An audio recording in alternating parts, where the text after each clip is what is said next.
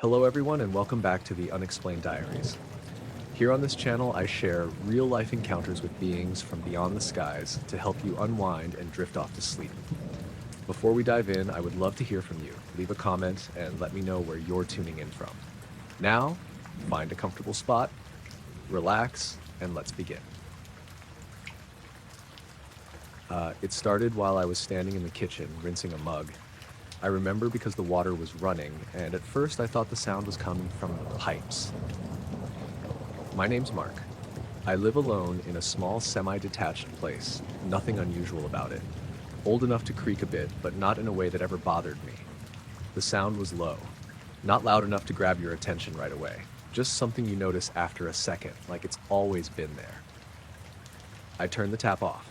The hum stayed, it didn't echo, didn't bounce around the room, it felt contained, like it was above me. I stood still, listening. The pitch was steady, not electrical exactly, but close, smoother. No vibration through the floor or walls, just the sound itself. I looked up at the ceiling without thinking. Plain plaster, no lights on, no visible source. I moved into the hallway. The hum followed. Same volume, same tone. I paused halfway between rooms. It didn't get louder or quieter depending on where I stood. It just felt like it was directly overhead. Always. I checked the lights, flicked a few switches, nothing changed. No flickering, no buzzing from fixtures. The sound didn't react. I walked into the living room. Same thing. The hum stayed centered above me. I tried to locate it properly, moved side to side, but it didn't behave like a normal sound. There was no direction to it. Just above. I stood under the center of the room and listened carefully. The pitch was constant, but there was something under it. A slight variation. Almost like a second tone layered underneath, shifting very slowly. I frowned and looked at the ceiling again. There's a loft above, but nothing up there except insulation and a few boxes. No machinery, no vents, nothing that would make a sound like that. I walked toward the front door. The hum didn't change. I reached for the handle, hesitated for a second, then opened it. Cold air came in. I stepped outside. The hum stopped instantly. No fade, no trailing echo, just gone. I stood on the doorstep, listening. Nothing. Just the normal outside sounds. Distant traffic, a faint breeze, someone's dog barking a few houses over. I stepped back inside. The hum returned immediately. Same tone, same position above me. I stopped just inside the door, listened, stepped out again. Silence. Back in. Hum. I repeated it a few times. Each time the same thing. Inside, the sound. Outside, nothing. I closed the door and leaned against it for a second, trying to think. Maybe something on the roof. I stepped back outside and looked up. The roofline looked normal. No lights, no movement, no sound. I walked a few steps away from the house, stood in the middle of the street, listened again. Nothing. I turned back and went inside. The hum came back the moment I crossed the threshold. I moved further into the house, slower this time, trying to pinpoint where it was strongest, but it didn't behave like that. It stayed centered, all the way into the bedroom. Same thing. The ceiling there is lower. The sound felt closer, not louder, just nearer. I stood still, looking straight up. The pitch shifted slightly, just for a second, then returned to normal. That small change made it feel less like background noise and more like something active. I stepped back into the hallway. The pitch corrected itself. I went back into the kitchen, same hum, same steady tone. I grabbed a chair and stood on it, reaching up to touch the ceiling. Nothing. No vibration, no warmth, just solid. I knocked on it lightly. The sound was normal, flat, hollow, no difference, but the hum stayed, unaffected. I climbed down and stood there, hands on the counter. The room felt slightly off. Not colder exactly, just still, more still than it should have been. I realized I couldn't hear the usual background noise of the house. No faint ticking from the clock in the living room. No distant creaks, just the hum. I walked back to the front door and opened it again. Stepped outside. Silence. The normal world returned instantly. I turned around and looked at the house. From out there, it looked completely ordinary. No sound coming from it. No sign of anything unusual. I stepped back inside. The hum came back, exactly as before. I stood there for a long time, not moving much, just listening. At some point, I noticed the pitch shifting again, very slightly, like it was adjusting or tracking something. I took a step to the left. The sound stayed above me. I took a step to the right. Same thing. It didn't drift, didn't lag. It stayed centered. I stopped moving. The pitch settled again. I felt that tightness in my chest return. Not panic, just a growing sense that I didn't understand what was happening. I went into the living room and sat down on the couch. The hum followed, still above. I leaned forward, elbows on my knees, staring at the floor, trying to think of anything that could explain it. Nothing fit. After a while, I stood up and went back to the door, opened it, stepped outside. Silence. I stayed there for a minute longer this time, listening to the normal sounds, grounding myself. Then I stepped back in. The hum returned, unchanged, like it had been waiting. I stood just inside the doorway, looking up at the ceiling again. The pitch shifted slightly one more time, then settled. And I realized it wasn't just that the sound stopped when I stepped outside, it was how precisely it came back. The moment I crossed into the house, like whatever it was, wasn't above the building. It was above me.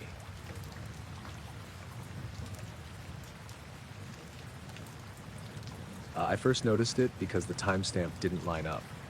I was checking my front camera the next morning, just out of habit. My name's Darren. I've got a small place at the end of a cul-de-sac, nothing fancy, but I keep a couple of cameras up, one covering the driveway, one the front door. Nothing's ever really happened, but I still check them most mornings. That day, something felt off right away. The footage jumped. Not a full skip like a glitch or missing chunk, just a slight inconsistency in the time. I rewound it and played it again. At 3:14:22, everything looked normal. Driveway empty, street quiet. Then there was a brief distortion. The image warped for a fraction of a second, like a ripple passing through it. Then the next frame showed 3:4:29, 7 seconds gone. I paused it, went back again. Same thing, normal frame, ripple. Then time jump.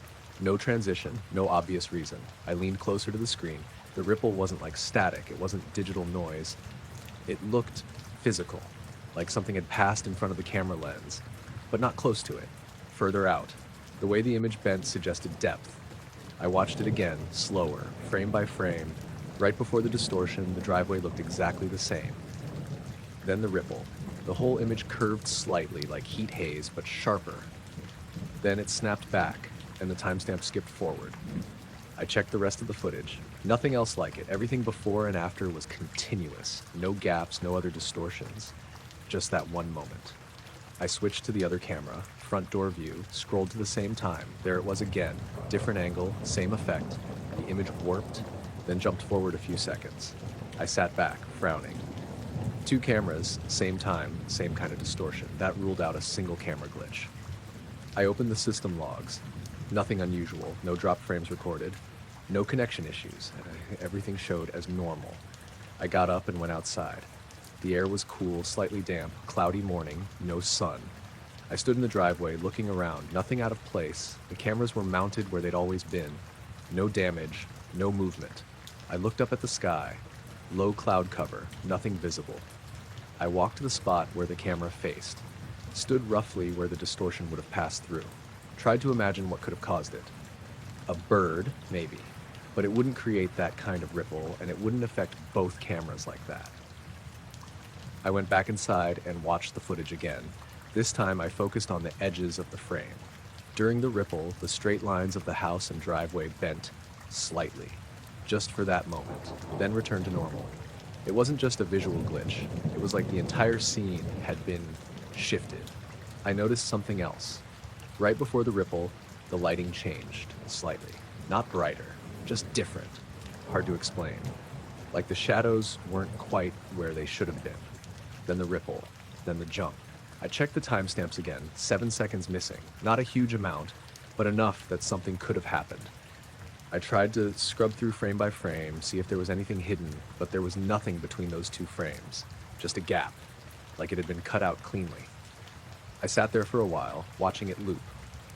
The ripple, the jump, over and over. After a bit, I decided to check the previous night's footage. Maybe it had happened before, and I just missed it. I scrolled back, hours of nothing. Empty street, occasional car passing, no distortions, no gaps. Then I got to around 2 a.m. Something caught my eye. The image looked slightly off. Not a full ripple, just a subtle shift, like the camera angle had changed by a fraction. Then it corrected itself. No timestamp jump that time. I leaned in closer. Then I watched it again. There it was. A tiny warp. barely noticeable, but once I saw it, I couldn't unsee it. I checked the other camera at the same time, same thing, a slight shift, then normal. I felt that same tightness in my chest again. I went back to the main event at 3:14, watched the ripple, the jump. Then I paused it on the frame right before the distortion. Everything looked normal, but something about it felt wrong. Like there was something there that the camera wasn't fully capturing. I couldn't point to anything specific, just a sense that the space wasn't empty. I leaned back and rubbed my eyes, looked at it again, same feeling.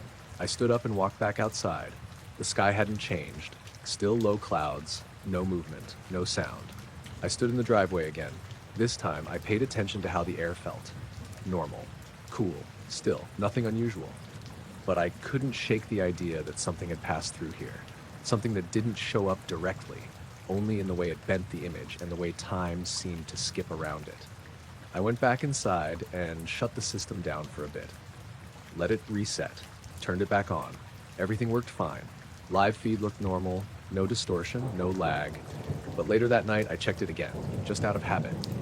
And for a second, just a second, the live image seemed to stretch slightly, like it was being pulled, then it snapped back. And the timestamp jumped forward a few seconds, like something had passed through again, only this time, I was watching it happen. I noticed it as soon as I sat up. My phone was on the floor, placed neatly near the foot of the bed, screen facing up. The charging cable was still plugged into the wall, trailing loosely over the side of the nightstand, but not connected to anything. I just stared at it for a few seconds. I knew I hadn't left it there. I'm pretty routine about that kind of thing. I always plug it in on the nightstand, same spot, screen down. It's just a habit. But there it was, flat on the floor like someone had set it there carefully. I leaned over and picked it up.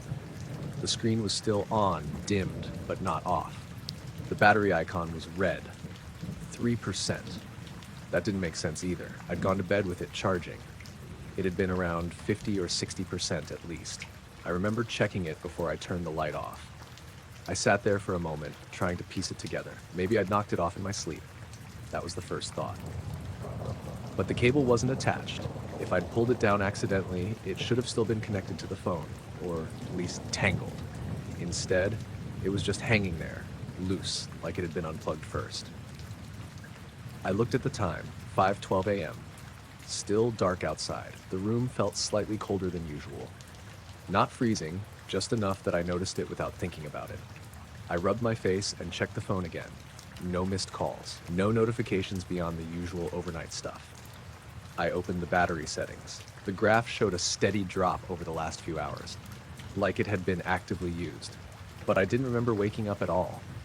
I scrolled through the usage list, nothing obvious, no apps running for long periods, no screen time spikes, just a gradual drain. I set the phone on the bed and looked around the room. Everything else seemed normal. The curtains were closed, the door was still shut, no signs that anything had been moved. I got out of bed and walked over to the window, pulling the curtain back slightly. The street outside was empty. No cars, no people. The sky had that early morning gray, just starting to lighten. I let the curtain fall back into place. Then I noticed something else, the charging cable.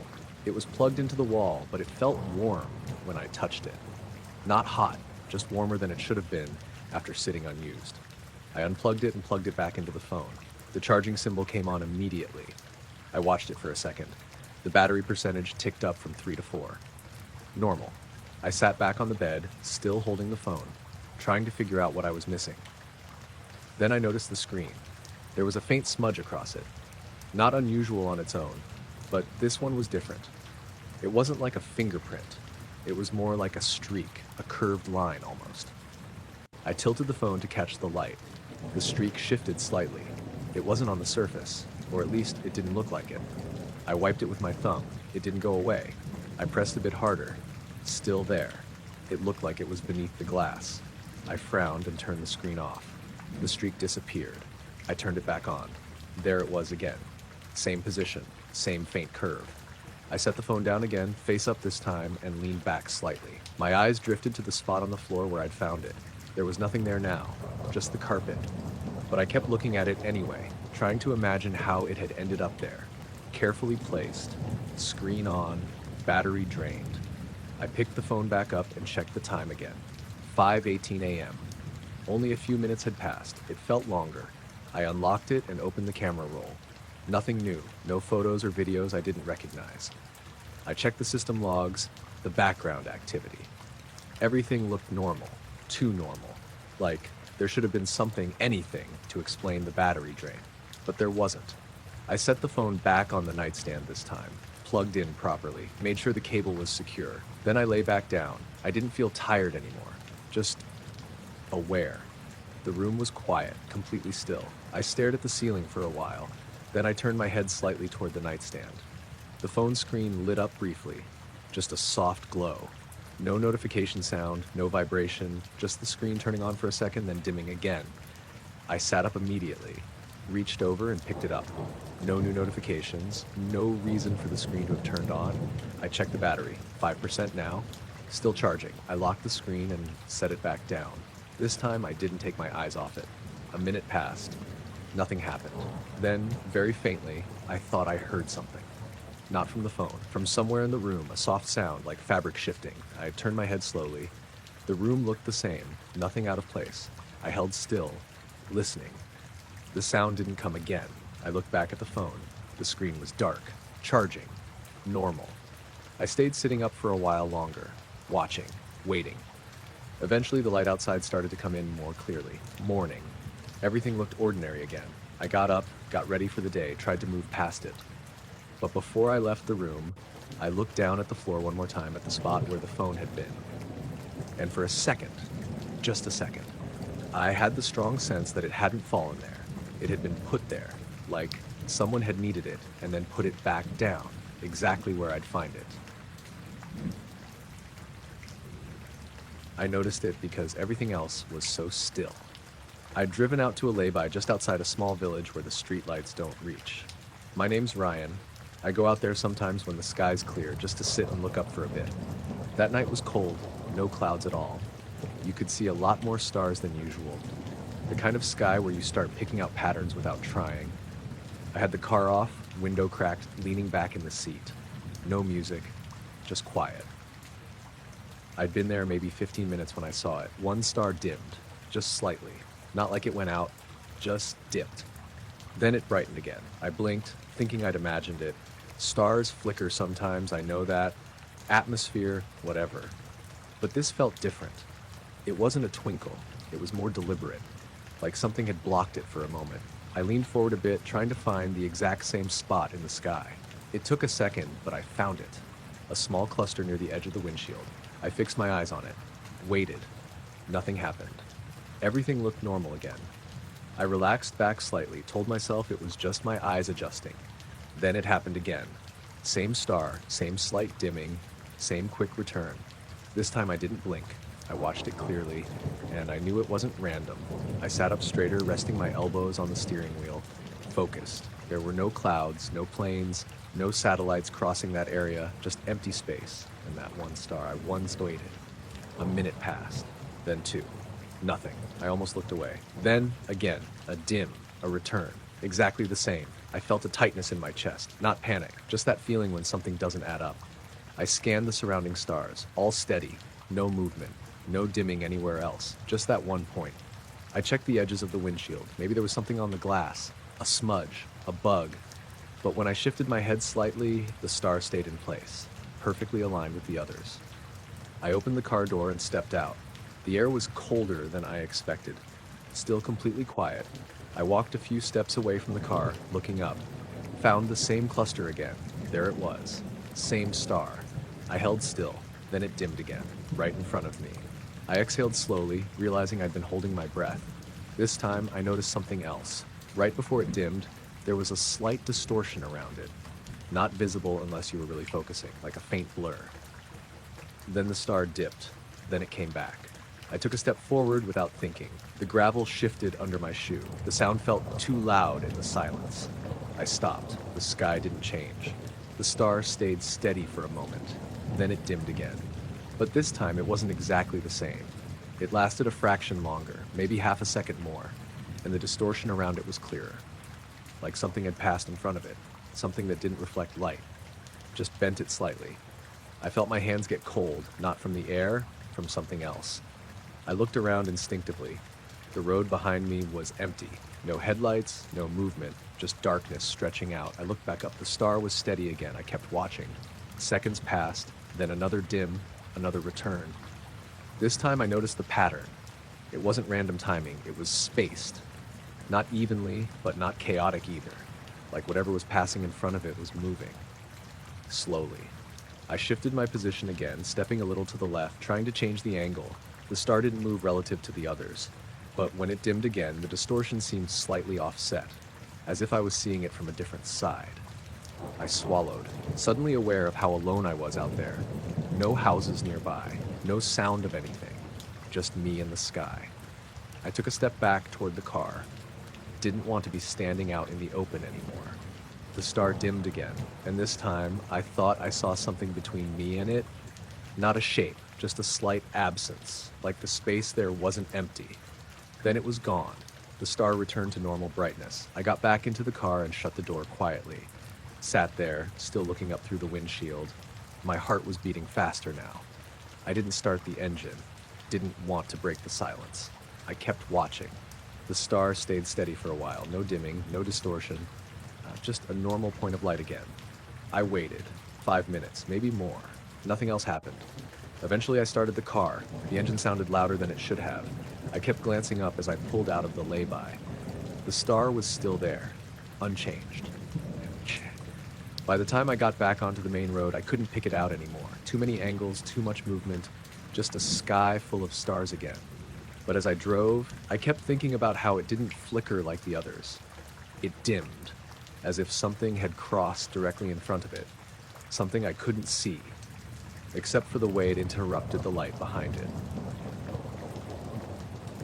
I noticed the sound before I noticed anything else. It was late, not fully night, but well past the time anyone else would be out. Around 11:30, maybe. I'd gone for a walk because I couldn't settle. My name's Lewis. I live near the edge of a small town where the pavement turns into a narrow path that runs alongside a field. It's usually quiet out there. That night was still. No wind, no traffic, just the faint background noise you get from houses far off. Then I heard it, a low hum. Soft enough that I almost missed it at first. It wasn't coming from behind me or to the side. It was ahead, somewhere along the path. I slowed down slightly, trying to place it. It wasn't mechanical, not like a generator or a car idling. It was smoother than that, almost like a tone, steady. I kept walking. The sound stayed ahead, not getting louder, not getting quieter, just there, like I was following it without closing the distance. I frowned and picked up my pace a bit. The hum didn't change, it didn't react. Still the same volume, same tone. I stopped. The sound stopped instantly. No fade, no echo, just gone. I stood still, listening. Nothing. The silence felt heavier without it. I took a step forward. The hum came back. Same tone, same position ahead of me. I stopped again. It stopped. That's when it started to feel wrong. I stayed still for a few seconds longer this time. The air felt colder than it had before. I could hear my own breathing, my shoes shifting slightly on the pavement. But nothing else. I took another step. The hum returned immediately. It wasn't like it restarted. It was just there again, as if it had been waiting. I kept walking slower now, careful, trying to listen closely. The sound didn't drift or wobble. It stayed fixed ahead, always just out of reach. I looked around. The field to my left was dark, flat, nothing moving. To my right, a line of trees separated the path from a few houses further back. No lights on in any of them, no signs of anyone. I kept walking. The hum continued. Then I noticed something else. It wasn't just a single tone. There was a slight variation, a faint pulsing underneath it. Slow, barely noticeable, like it was layered. I tried to focus on that, but every time I did, it seemed to flatten back into a single hum again. I stopped. Silence. I turned around, walked a few steps back the way I came. Nothing. No hum behind me. I turned forward again and took a step. The hum returned instantly, ahead, exactly where it had been. I felt a tightness in my chest, not panic, just unease, like I'd stepped into something without realizing it. I kept moving. The path curved slightly ahead, disappearing between the trees. The hum followed that curve, staying just beyond where I could see. I sped up again, not running, just walking faster. Still no change in volume, still no way to get closer. I slowed, the hum stayed the same. Then I noticed the trees. The edges of them looked off. Not moving, just slightly blurred. Like my eyes weren't focusing properly on them. I blinked a few times, looked away, then back. The blur was gone. Everything looked normal again. I kept walking. The hum continued. Then, for a second, it shifted. Not location, pitch. It dipped slightly, then returned to normal. That small change made it feel less like background noise and more like something intentional. I stopped again. Silence. I stood there longer this time. 10 seconds, maybe more. Nothing. I started walking again. The hum came back, but this time it felt closer, not louder, just nearer. Like the space between me and it had shortened. I slowed my steps, trying to gauge it. The distance didn't change again, still just out of reach. I reached the curve in the path, the part where it narrows between the trees. I hesitated. The hum was just beyond it, steady, waiting. I took a step into the darker section. The trees blocked out what little ambient light there was. The path felt tighter, the air colder. The hum didn't change. I stopped. Silence. I looked behind me. The open stretch of path was visible again, faintly lit, safe, normal. I looked forward, just darkness between the trees. And that hum, waiting for me to move again. I didn't want to go further, but I didn't want to stand there either. I took a step back, no sound. Another step back, still nothing. I turned around and started walking the way I came. No hum, no variation, just the quiet of the night. I kept walking until I was back near the road. Streetlights in the distance, a car passing far off. Normal sounds. I stopped once more, waited, nothing came back. I stood there for a while, listening, but the hum didn't return. I walked home after that, faster than I usually would. Kept glancing over my shoulder. Nothing followed, nothing changed. But even now, when I think about it, it wasn't just that the sound stopped when I stopped, it was how it stayed ahead of me. Like it knew exactly where I was going, and never let me get close enough to see what was making it. I was halfway through the drive when I saw it happen the first time. It was late, close to 2 a.m., and I was on a long straight road that cuts through open farmland. My name's Aaron. I'd been visiting a friend in a nearby town and decided to head back instead of staying over. There's a stretch on that route where you don't see anything for miles. No houses, no streetlights, just fields and sky. That night was clear, properly clear. You could see a lot of stars, more than usual. I remember thinking it was almost too bright up there compared to how dark the road was. I had the radio on low, more out of habit than anything.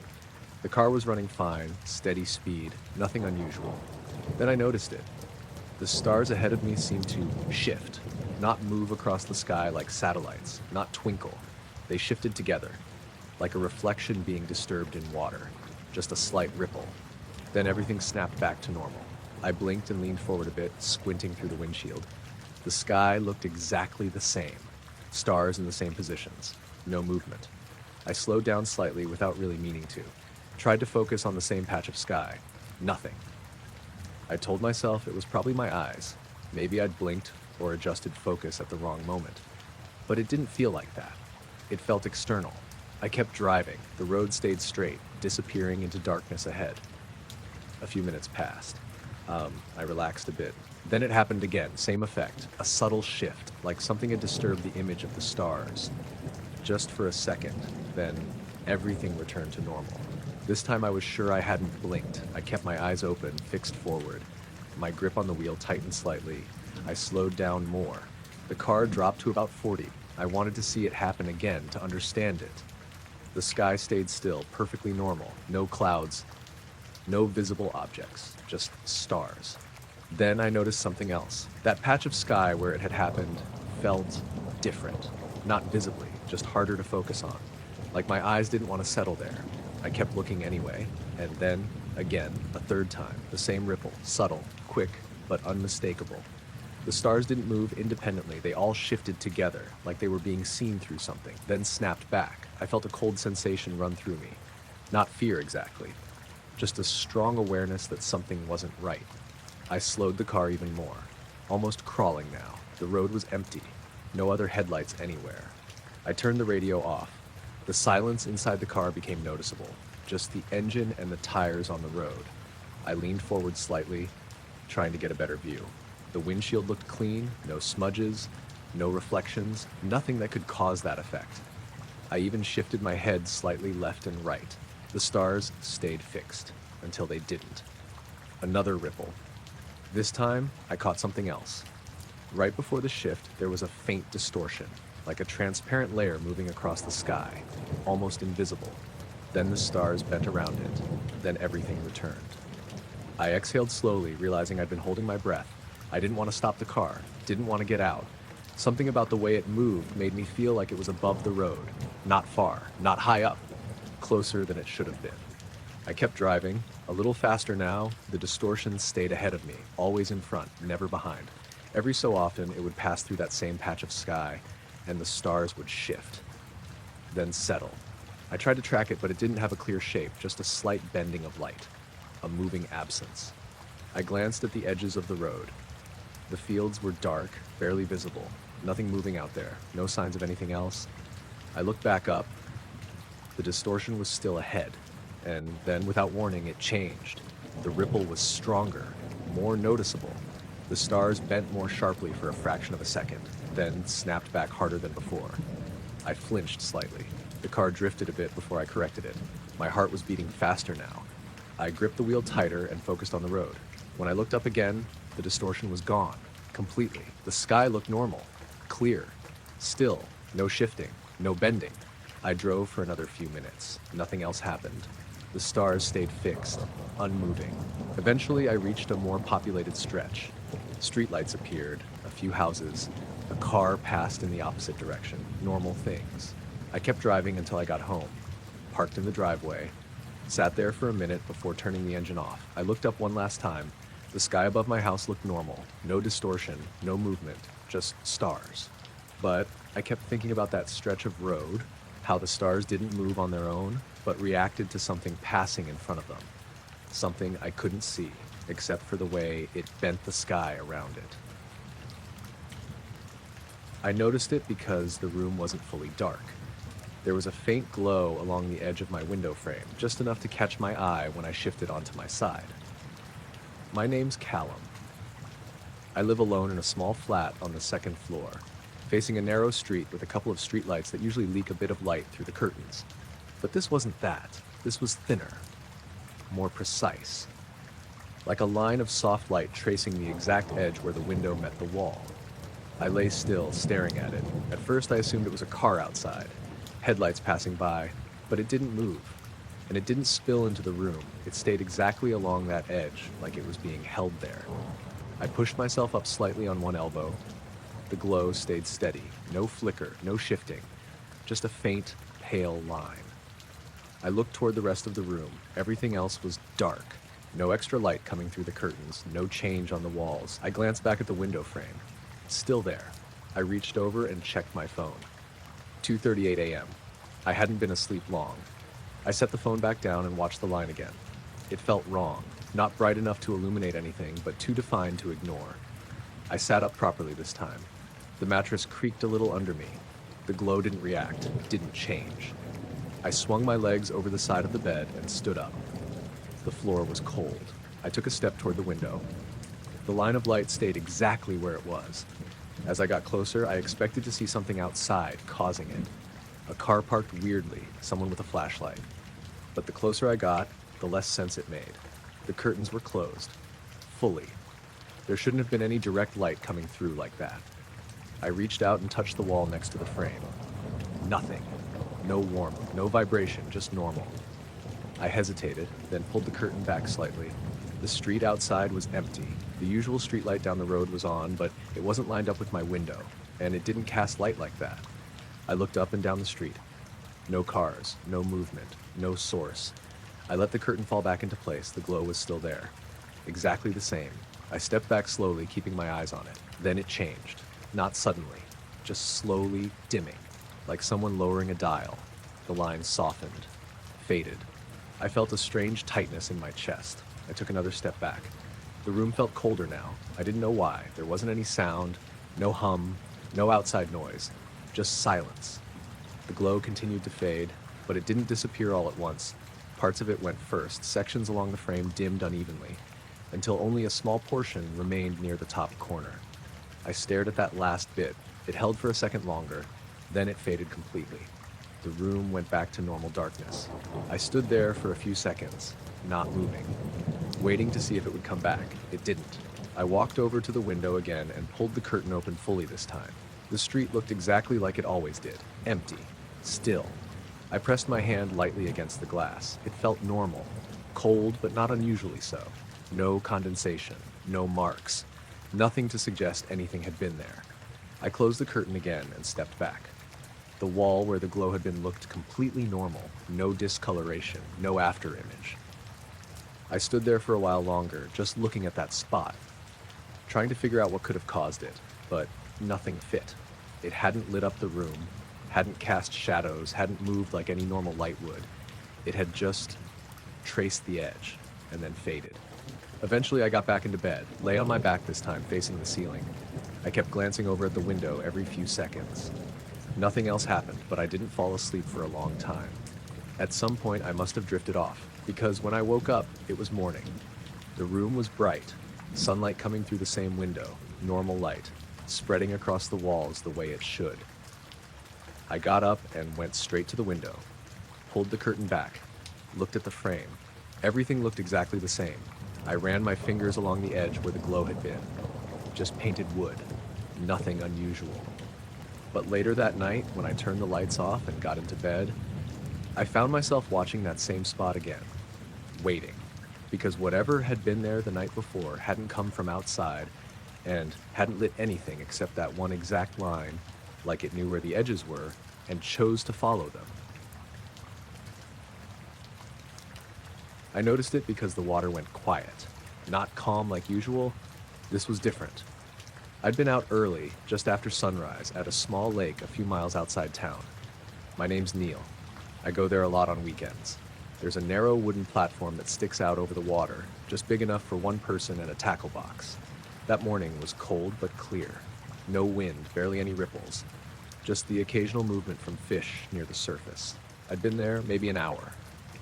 Nothing biting, but I didn't mind. I had a line out, thermos beside me, just watching the water. Then everything stilled. The tiny ripples stopped. Even the insects hovering above the surface seemed to vanish. I remember noticing how flat it looked, like glass. I leaned forward slightly, scanning the area where my line dipped into the water. That's when I saw it, a faint glow, not on the surface, underneath. At first I thought it was sunlight catching something below, but the angle was wrong.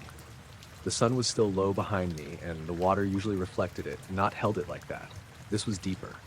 A soft, pale light, maybe a few feet down. Perfectly still. I squinted, trying to make it out better. It wasn't bright enough to illuminate anything around it. The water stayed dark beyond that small area, just a contained glow.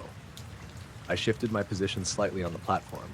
The glow didn't move with my perspective. It stayed fixed in the water. I pulled my line in slowly, not wanting it anywhere near that spot. The lure broke the surface with a small ripple that spread outward. The glow didn't react, didn't flicker, didn't distort. It just stayed there. I sat there, holding the rod, not really sure what I was looking at. The water around it remained completely still. No fish movement, no disturbance. I set the rod down and leaned further forward, resting my hands on the edge of the platform. The wood creaked slightly under my weight. The glow remained unchanged. I tried to gauge its shape. It wasn't circular, not clearly. More like a loose patch of light, soft edges, no defined center. I watched it for a while. Nothing happened. No movement. No change in brightness, just a quiet, steady presence under the water. I glanced around the lake. No one else was there. No boats. No other fishermen. Just me. The trees around the edge were still, no wind moving through them. I looked back down. The glow was still there, exactly where it had been. Then I noticed something else.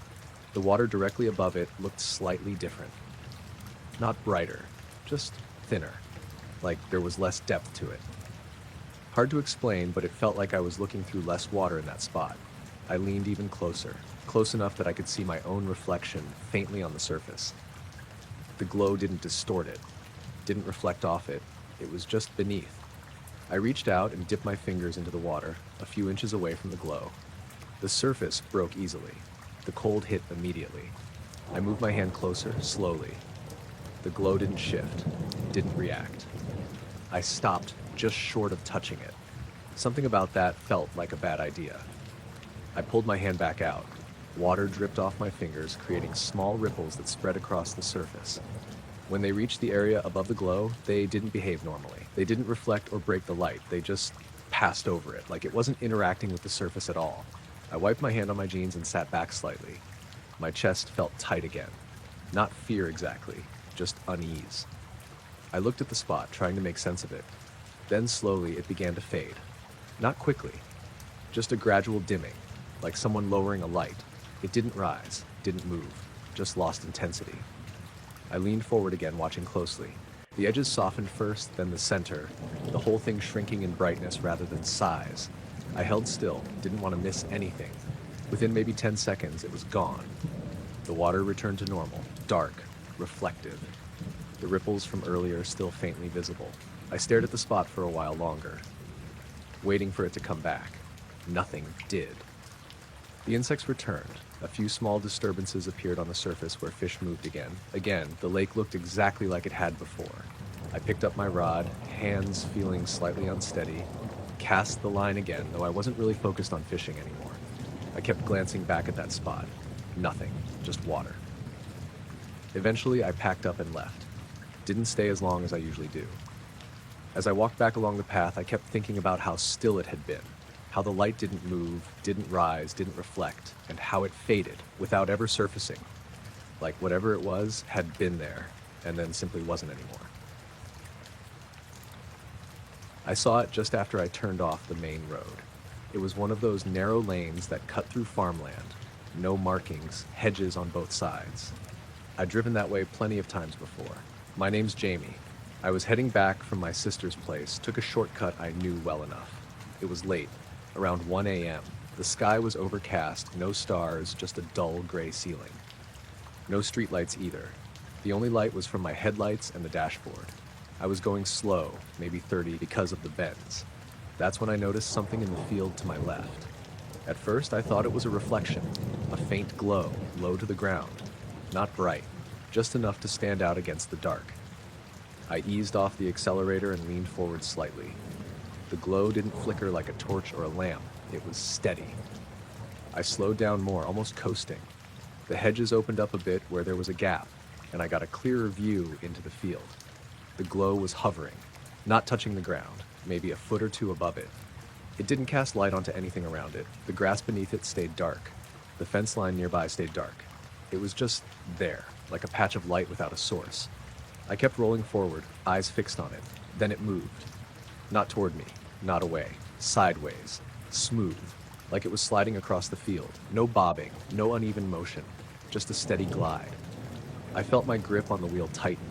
I slowed almost to a stop. The glow kept moving. Same height, same brightness, still not lighting anything around it. I checked my mirrors without really thinking. Empty road behind me, no headlights, no other cars. I looked back to the field. The glow had shifted further along, still parallel to the road, keeping pace with me, but at a distance. I rolled the car forward a bit. The glow matched it, not speeding up, not lagging behind, just staying level with me. I frowned and leaned closer to the window, trying to get a better look. There was no shape to it, no clear edges, just a soft, contained brightness, like a fog that gave off light but didn't spread it. I cracked the window open. The night air came in, cold and still. No sound from the field, no buzzing, no hum, nothing. I stopped the car completely. The engine idled quietly. The glow stopped too, held its position in the field, perfectly still. I felt a strange pressure in my ears, like when you go up in altitude too quickly.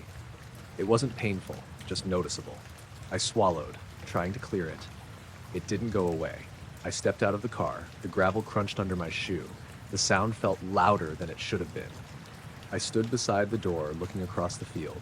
The glow was still there, unmoving, silent. The air felt heavier out there, like it had thickened somehow.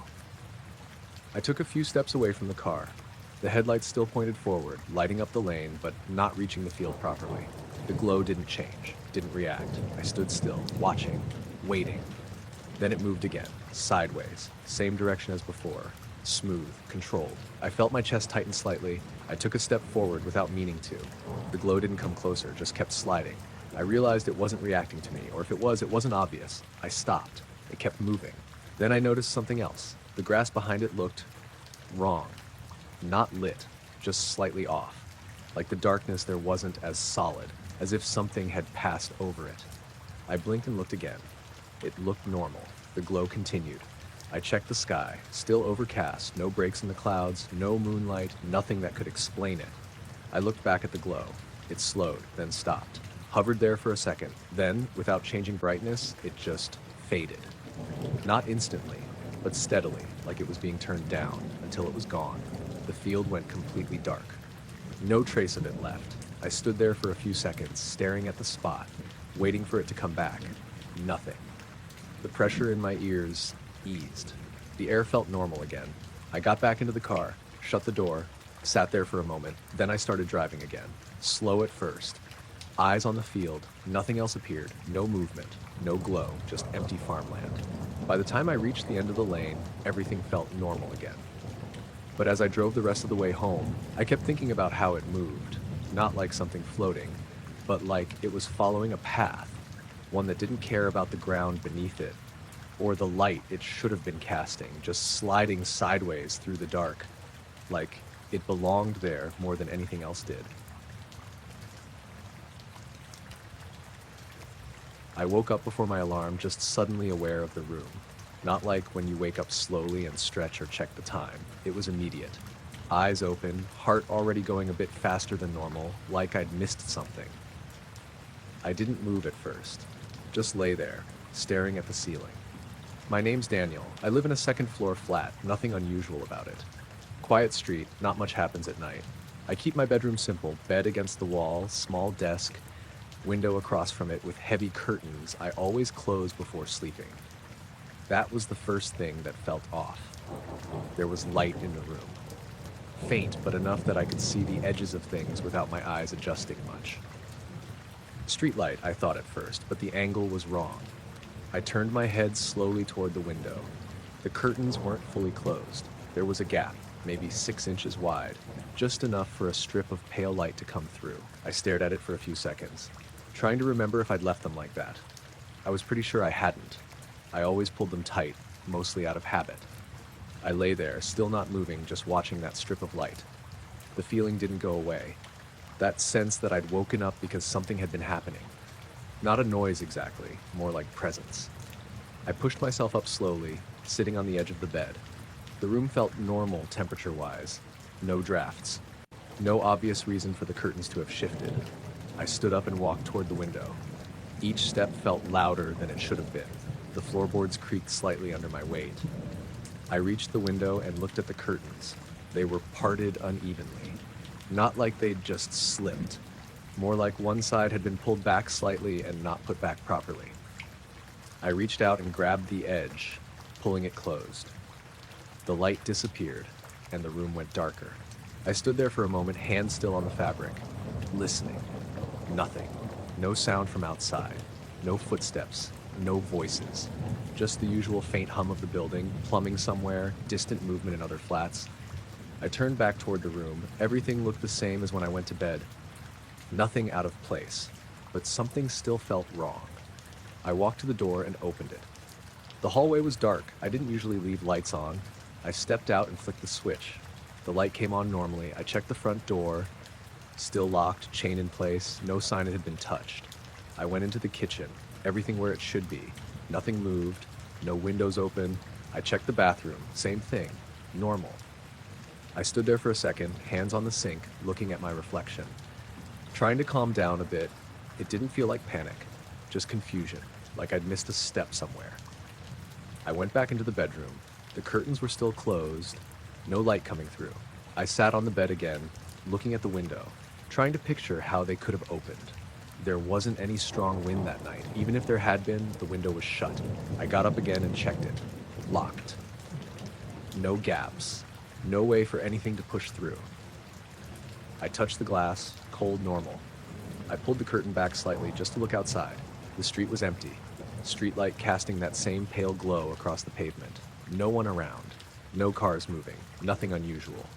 I let the curtain fall back into place, sat down again. That feeling still hadn't gone. It was weaker now, but still there. Like the room had settled back into place after something had disturbed it. I lay back down, staring at the ceiling again. Tried to slow my breathing. After a minute or two, I noticed something else. The air felt slightly different. Not colder, just moved. Like it had been recently disturbed. I sat up again, more quickly this time. Looked around, nothing. Everything still. I stood up and walked back to the window, pulled the curtain open all the way this time. Looked out again, still nothing. But as I stood there, I noticed something on the inside of the glass, near the center, a faint mark, like a smudge. Not big, maybe the size of a fingertip. I leaned closer. It wasn't something I recognized, not a handprint, not dirt, just a slightly clearer patch in the condensation, like something had touched it briefly. I reached out and pressed my own finger against the glass next to it. Compared the two. Mine was more defined, warmer. The other one looked older somehow, fainter. I wiped it away without thinking. The glass fogged slightly under my hand, then cleared again. I stood there, staring at the spot, trying to piece it together. The curtains, the light, the mark. None of it added up in a way that made sense. I pulled the curtains closed again, this time making sure they were fully sealed, edges tight, no gaps. I stood there for a few seconds longer, listening, waiting. Nothing happened. Eventually I went back to bed, lay down again, stared at the ceiling. The feeling faded slowly, not all at once, just enough that I could eventually relax. But I didn't fall back asleep right away. I kept thinking about how I'd woken up. Not from a noise, not from a dream, just aware, like something had been there. And the only thing that had changed was the curtains, slightly open, just enough for something outside to have a clear view in. I saw it just past the bend, where the road dips slightly between two fields. I was driving back from my brother's place later than I meant to. My name's Callum. He lives out past a stretch of farmland, the kind of place where streetlights stop existing after a certain point. That night was thick with fog, the kind that sits low and doesn't really move. I had my high beams on, but they weren't doing much. The light just hit the fog and came back at me. Visibility was maybe 20-30 feet at best. I was going slow, no rush, just trying to stay on the road. That's when I noticed the light. At first, I thought it was a reflection, something catching my headlights at an angle. But it didn't flicker or shift the way reflections do. It just sat there, low to the ground, maybe a foot or two above it. Dim, pale, not bright enough to illuminate anything around it, just a soft glow. I eased off the accelerator a bit more. The light stayed in place. Didn't drift with the fog, didn't change shape, just hovered. I leaned forward slightly, squinting through the windshield. There were no houses nearby, no driveways, no parked cars, just open fields on both sides. The glow didn't look like anything I recognized. Not a headlight, not a phone, not a torch. It was too steady, too contained. I tapped the brakes lightly and slowed down more. The engine noise dropped, tires crunching softly over the damp road. The light didn't react, didn't move, didn't get brighter as I got closer. It stayed exactly the same. I remember thinking it might be someone standing there, holding something. But I couldn't see any shape behind it. No outline. Nothing blocking the fog. Just that light. I got within maybe 15 feet, close enough that I should have been able to see what was causing it. But there was still nothing. Just empty air around it. The glow hovered there, almost level with my headlights. I felt that weird hesitation you get when something doesn't add up, like your brain is trying to force it into something normal. I slowed to almost a stop. The car idled quietly, the light stayed fixed. I checked my mirrors quickly. Nothing behind me. No other cars, no movement in the fields. I looked back at the light, still there. Still not doing anything. I edged forward another couple of feet. That's when it started to change, not move, just thin. Like it was being pulled apart. The edges softened first, then the center dimmed. It didn't rise or drop, didn't drift sideways, it just lost shape. Blending into the fog, I watched it closely. Within a second or two, it was gone, completely. No trace of it, just fog where it had been. I sat there, foot on the brake, staring at the empty space, waiting for something else to happen. Nothing did. The fog shifted slightly, but not because of wind. More like it was settling back into place. I pulled forward slowly, rolling through where the light had been. There was nothing on the road. No object, no mark, no change in the surface. I kept driving. Didn't speed up right away, just stayed slow, watching the road ahead. A few seconds later, I noticed something else. The fog ahead of me looked uneven, not in patches, but in density, like certain areas were thicker than others. I hadn't noticed that before.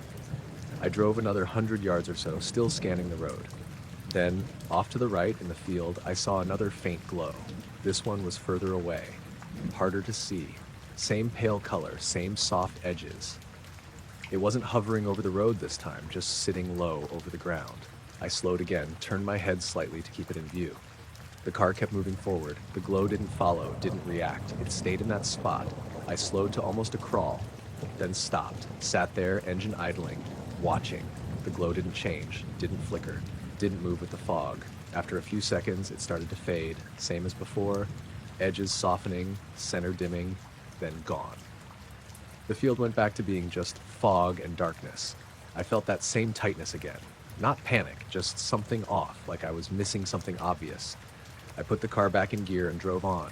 Didn't see anything else like it after that. The rest of the drive was normal. Fog stayed thick, but nothing unusual. When I got home, I sat in the car for a minute before going inside, just thinking about how still those lights were, how they didn't behave like anything I'd seen before. And the part that stuck with me wasn't just that they disappeared. It was how they didn't move at all. Even when I got close, like they weren't reacting to me, or the car, or anything. Just there, until they weren't.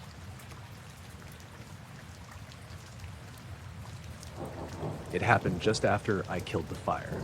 I was camping alone, about 2 hours into a forest area I'd been to before. My name's Ethan. It's not remote in a dramatic way, but once you're off the main trail, it gets quiet fast. No signal, no lights, just trees and whatever sounds come with them. That night was clear and dry. No wind, but not completely still either. You could hear the usual things, branches shifting somewhere, insects, something moving through leaves in the distance. I'd set up my tent just off a narrow clearing. Small fire pit, nothing big, just enough to cook and keep warm. Around 11 or so, I let the fire burn down and poured water over it. The last bit of steam drifted up, and I remember listening to it hiss. Then it stopped. Not just the fire, everything. The insects cut out first, then the distant rustling, then even the small sounds like leaves settling or the faint creak of trees. It wasn't gradual. It was immediate, like someone had turned something off. I stood there for a second, kettle still in my hand, waiting for something to come back. Nothing did. The silence wasn't normal. It felt dense, like it had weight. I set the kettle down slowly and looked around. The trees were still, not just unmoving, but fixed, like they weren't reacting to anything. I took a step back toward my tent.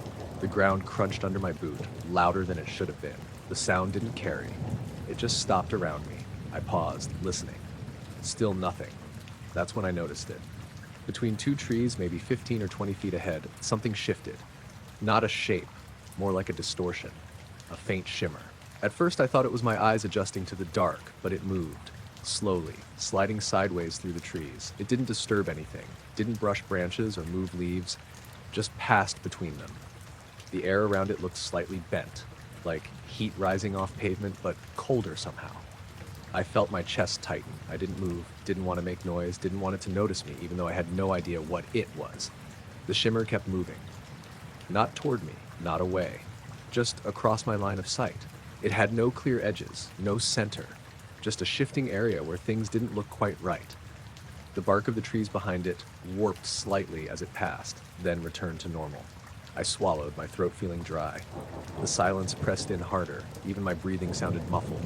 I tried to slow it down. The shimmer paused, just for a second, then continued. That small pause made it feel worse, like it had reacted to something. I stayed completely still, hands at my sides, heart beating faster now. It moved past the last tree in that line and into a slightly more open patch. For a moment it was clearer. The distortion spread wider there. Still faint, still barely visible, but enough that I could track it. Then it started to fade. Not disappear instantly, just lose definition, like it was thinning out. I leaned forward slightly, trying to keep it in view. The shimmer broke into smaller patches, each one flickering faintly. Then those faded too, until there was nothing. just normal darkness between the trees again. I stood there, waiting. The silence held. For a few seconds more, nothing changed. Then, slowly, the sound came back.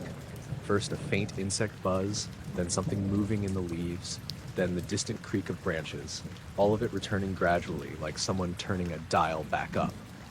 I let out a breath I didn't realize I'd been holding. The air felt lighter again, less thick. I took a step forward, toward where the shimmer had been. Everything looked normal. The trees, the ground, no marks, no movement. I crouched down slightly, looking closer at the ground. Nothing out of place. I reached out and touched the trunk of the nearest tree. Cold, solid, real. I stood up and backed away slowly. Didn't want to turn my back on that spot just yet. Eventually, I stepped into my tent, zipped it up, sat there in the dark, listening.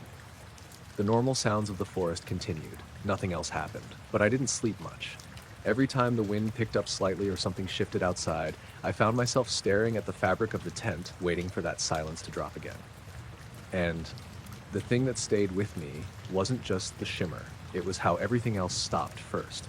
Like whatever moved through those trees needed the world to go quiet before it passed through it.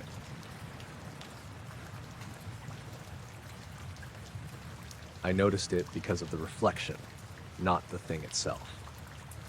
I was driving back late from a job out past the industrial estates, heading onto a long stretch of road that cuts through open land.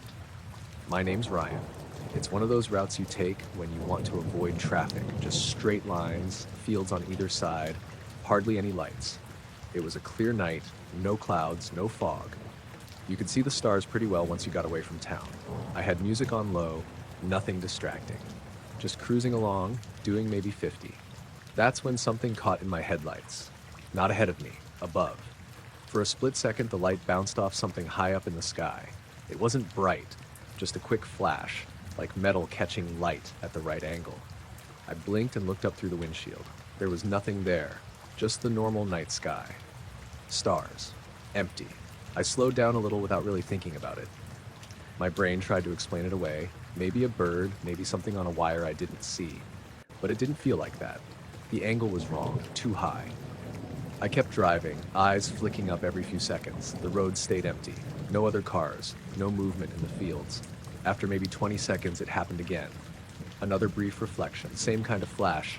This time I was already looking in that direction. I caught more of it. Something smooth, curved. Not large, but not tiny either. Hard to judge distance. It tilted slightly, just enough to catch the beam from my headlights. Then it was gone. Not drifting out of view, not fading. It just wasn't there anymore. Like it moved too fast for me to track. I slowed the car further down to about 30. My eyes stayed fixed on the sky ahead. I turned the music off. The silence in the car made everything feel sharper. The hum of the engine, the sound of the tires on the road. I kept scanning. Nothing. I told myself to just keep driving. Probably something simple. But I couldn't shake the way it had moved, or how quickly it disappeared. I drove another half mile or so. Then something else caught my attention. The radio. It didn't cut out, but the sound shifted slightly, like the volume dipped for a second, then came back. No static, just a brief drop. I glanced at the display, still tuned to the same station, no signal warning. The sound returned to normal. I looked back at the road. Everything looked the same. Flat stretch ahead, dark fields, stars above.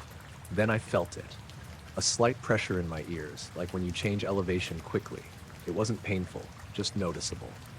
I swallowed, trying to clear it. It didn't go away right away. At the same time, the car felt different. Not heavier, not lighter, just slightly off. Like the suspension had shifted for a moment. Then it settled again. I tightened my grip on the wheel. That same tight feeling started in my chest. Not full panic, just something building. I looked up again, trying to catch that reflection. For a few seconds, nothing. Then, just above the line of sight where the road met the sky, I saw it again.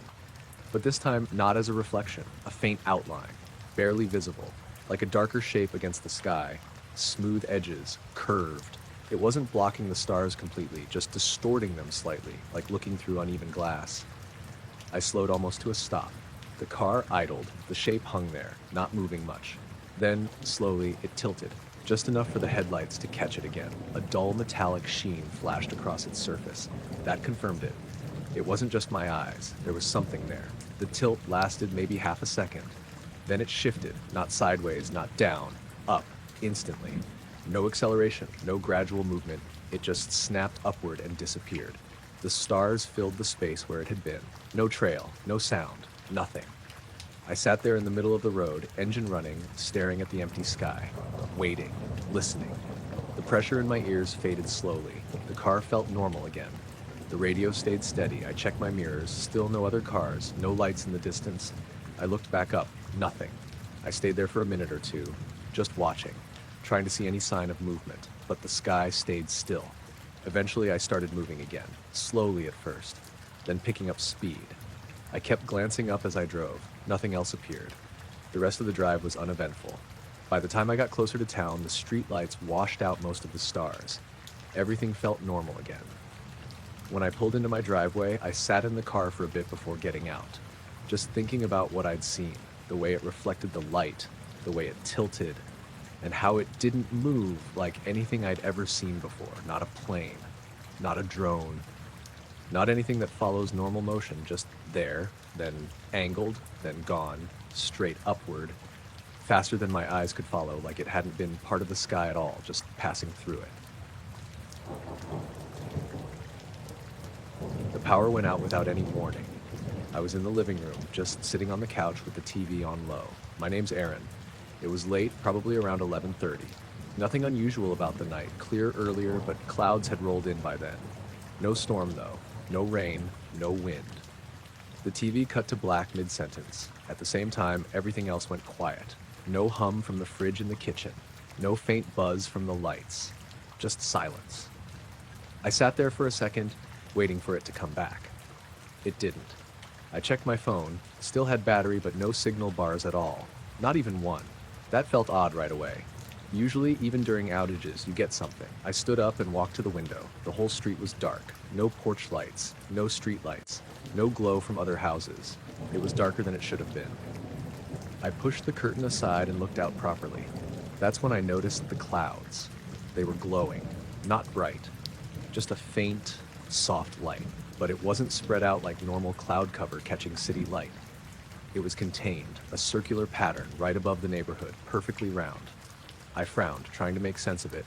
It didn't look like lightning. There was no flashing, no variation, just a steady, dim glow. I stepped back and grabbed a jacket, then headed outside. The air felt still, not cold, just flat, like there was no movement in it. I walked out onto the driveway and looked up again. The circle was clearer from outside, maybe a few hundred feet across, centered almost directly overhead. The edges were soft but defined. Inside the circle, the clouds were slightly brighter. Outside, they were completely dark. No gradual fade, just a difference. I stood there, staring, trying to see if it was moving. It wasn't. The whole thing stayed fixed, no drift with the clouds, no change in shape, just hanging there. I looked around the street. A couple of neighbors had come outside too. I saw Mrs. Keene across the road, standing near her gate, looking up. No one said anything. It felt like the kind of thing you don't want to break by speaking. I looked back at the sky. The glow hadn't changed. I took a few steps out into the street for a better view. The asphalt felt slightly warmer than I expected through my shoes. Not hot, just not as cool as the air. I stopped and listened. Nothing. No distant traffic. No wind. No background noise at all, just that quiet. I looked back up. The circle seemed closer. Not in distance exactly. More like it had more presence. Like I could feel it as much as see it. I rubbed my arms without thinking.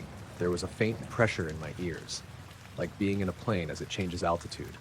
I swallowed. It didn't clear right away. I glanced back at the houses, still completely dark. No flickers of power returning. I looked at my phone again. Still no signal. I turned it off and back on. Nothing changed. And when I looked up again, I noticed something else. The center of the circle wasn't uniform. There was a slightly darker area right in the middle, faint, barely noticeable. But it was there. I focused on it, trying to see if it was a gap in the clouds or something behind them. It didn't move, didn't shift, just sat there. I took a few steps forward again, right into the middle of the road. The air felt thicker. Not hard to breathe, just heavier. I could hear my own breathing more clearly. The pressure in my ears increased slightly. I tilted my head, trying to pop them again. This time it worked, but only a little. I looked around. Mrs. Keene had gone back inside. The other houses were still dark, no one else outside anymore. I was alone in the street. I looked back up at the circle. Still there, still glowing softly. Then, slowly, it started to fade, not from the edges, from everywhere at once. The brightness dropped evenly, like someone lowering a dimmer switch. The darker spot in the center stayed visible a second longer. Then it faded too. Within maybe 10 seconds, the clouds were just clouds again. Dark, featureless, no sign of the circle. I stood there for a moment longer, waiting for it to come back. It didn't. The pressure in my ears eased. The air felt normal again. Then all at once the streetlights came back on, a dull flicker first, then steady. Lights in the houses followed. The low hum of electricity returned. Somewhere down the road, a car alarm chirped briefly as power reset. I looked at my phone. Signal bars came back, full. I stayed in the street for another minute, looking up at the sky, trying to see if there was anything left. Nothing. Just clouds. I went back inside eventually. Everything in the house was working again. Clocks blinking, needing to be reset. The TV came back on to whatever channel it had been on. But I didn't sit back down. I just stood there for a while, thinking about how the light had looked, how contained it was, how it didn't spread, didn't move with the clouds, and how it faded without leaving anything behind, like it had been placed there, just for that moment, and then taken away without affecting anything else around it, except for the fact that for that entire time, nothing else in the world seemed to exist. I noticed the compass first because it didn't feel like it was pointing wrong. It just wouldn't settle. I was about halfway along a ridge trail I'd done a few times before. My name's Aaron. It's a narrow path that runs along a high stretch overlooking a valley, mostly open rock with patches of scrub and short trees. Nothing too remote, but once you're up there, it feels isolated. It was late afternoon, getting close to dusk. The sky was clear, just starting to fade toward that dull blue before sunset drops behind the hills. I had my phone out for the map, but I also carry a small compass clipped to my pack, more out of habit than necessity. I happened to glance down at it while adjusting the strap. The needle was moving, not spinning wildly, just drifting, slowly easing a few degrees to one side, then stopping, then easing back slightly, then stopping again. I held it flat in my hand, thinking maybe I'd tilted it. The needle didn't snap into place like it should have. It just hovered between directions. I frowned and turned in a slow circle. Normally, you'd see it correct itself quickly. This didn't. It lagged behind my movement, then stopped short of where it should be, like it was resisting something. I checked my phone again. The map still showed my position correctly. No signal issues, no glitching. I looked back at the compass. The needle had drifted again, just a few degrees off. I tapped the casing lightly with my finger. It twitched, then settled, still wrong. That's when I noticed how quiet it had gotten. The ridge usually has wind, even a light breeze. That day it had been steady all the way up. Now there was nothing, no movement in the grass, no rustle from the trees below, just still air. I stood there, holding the compass, listening. Something about the quiet felt off. Not just calm, empty. I clipped the compass back onto my pack and started walking again. The path ahead curved slightly along the ridge. Open space on one side, a drop down into the valley. I kept glancing at the compass as I moved. The needle continued drifting, never settling, always a little off. After maybe a minute or two, I stopped again, pulled it off the clip, held it out in front of me. Same thing. Slow, slight movement. No clear north. I looked up, scanning the horizon. The light was fading more now. Shadows stretching longer across the rocks. Everything looked normal, but I couldn't shake the feeling that something wasn't lining up. I turned back toward the direction I'd come from. The ridge stretched behind me, empty. No other hikers, no movement. I turned forward again. That's when I saw it. Far out across the valley, near the horizon, a faint glow. It wasn't bright, just a small, soft light, low to the ground, or at least it looked that way from where I stood. I squinted, trying to focus on it. It didn't look like a house light. Too isolated. Too dim. I stood still, watching. The glow didn't move, didn't flicker, just stayed there. Then it pulsed. Once. Not like a blink, more like it expanded slightly in brightness, then returned to normal. It was subtle. If I hadn't been looking directly at it, I might have missed it. I took a step forward. The rock shifted slightly under my boot. The sound felt louder than it should have. I looked down briefly, then back up. The glow was still there, unchanged. I glanced at the compass again. The needle had shifted further, pointing somewhere that didn't make sense relative to the landscape. I turned my body to match what should have been north. The needle didn't align. It stayed off. I looked back at the glow. Still steady, still faint. The air felt heavier. Not enough to notice right away, just a slight pressure building. I swallowed, my ears popped slightly. That same feeling you get with altitude changes, but I hadn't moved. I looked around again. The ridge was still, completely still. No wind at all now. I took another step forward, then another, moving slowly along the path, keeping my eyes on the glow. It didn't get closer, didn't change size, it just stayed in that same distant position. I stopped again. The pressure in my ears increased slightly. Not painful, just uncomfortable. I tried to clear it. It eased a bit, but not fully. I looked at the compass again. The needle trembled, just a slight vibration, then drifted further, like it was being pulled in a direction that wasn't consistent. I clipped it back onto my pack, didn't want to keep staring at it. I focused on the glow instead, waiting to see if it would move again. Nothing happened. A few seconds passed, then maybe 10. Then it pulsed again, same as before. A brief increase in brightness, then back to normal. I felt that tightness in my chest start to build. Not fear exactly, just something that didn't feel right. I took a step back this time, then another.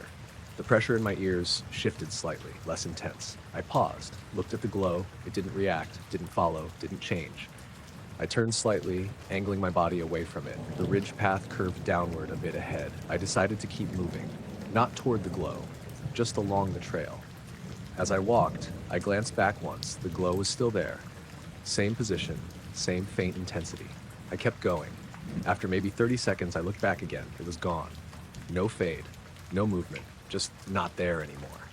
The horizon looked normal, empty. I stopped walking, turned fully to face where it had been. Nothing. The air felt lighter again. The pressure in my ears eased. I reached for the compass, pulled it out. The needle snapped into place instantly, perfectly steady, pointing where it should. I turned slowly. It tracked normally, no drifting, no hesitation.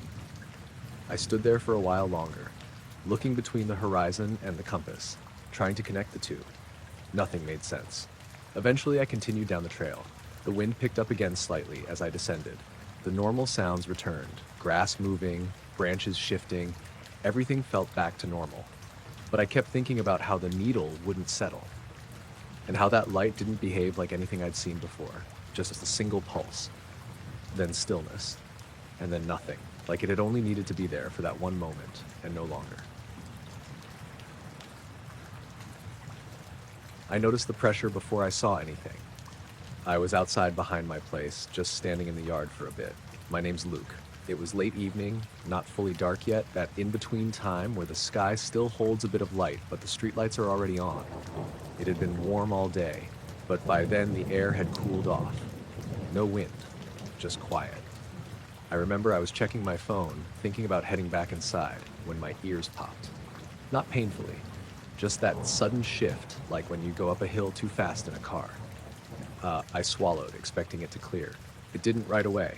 I stood there, looking around, trying to figure out what caused it. There's no elevation change in my yard. Nothing like that.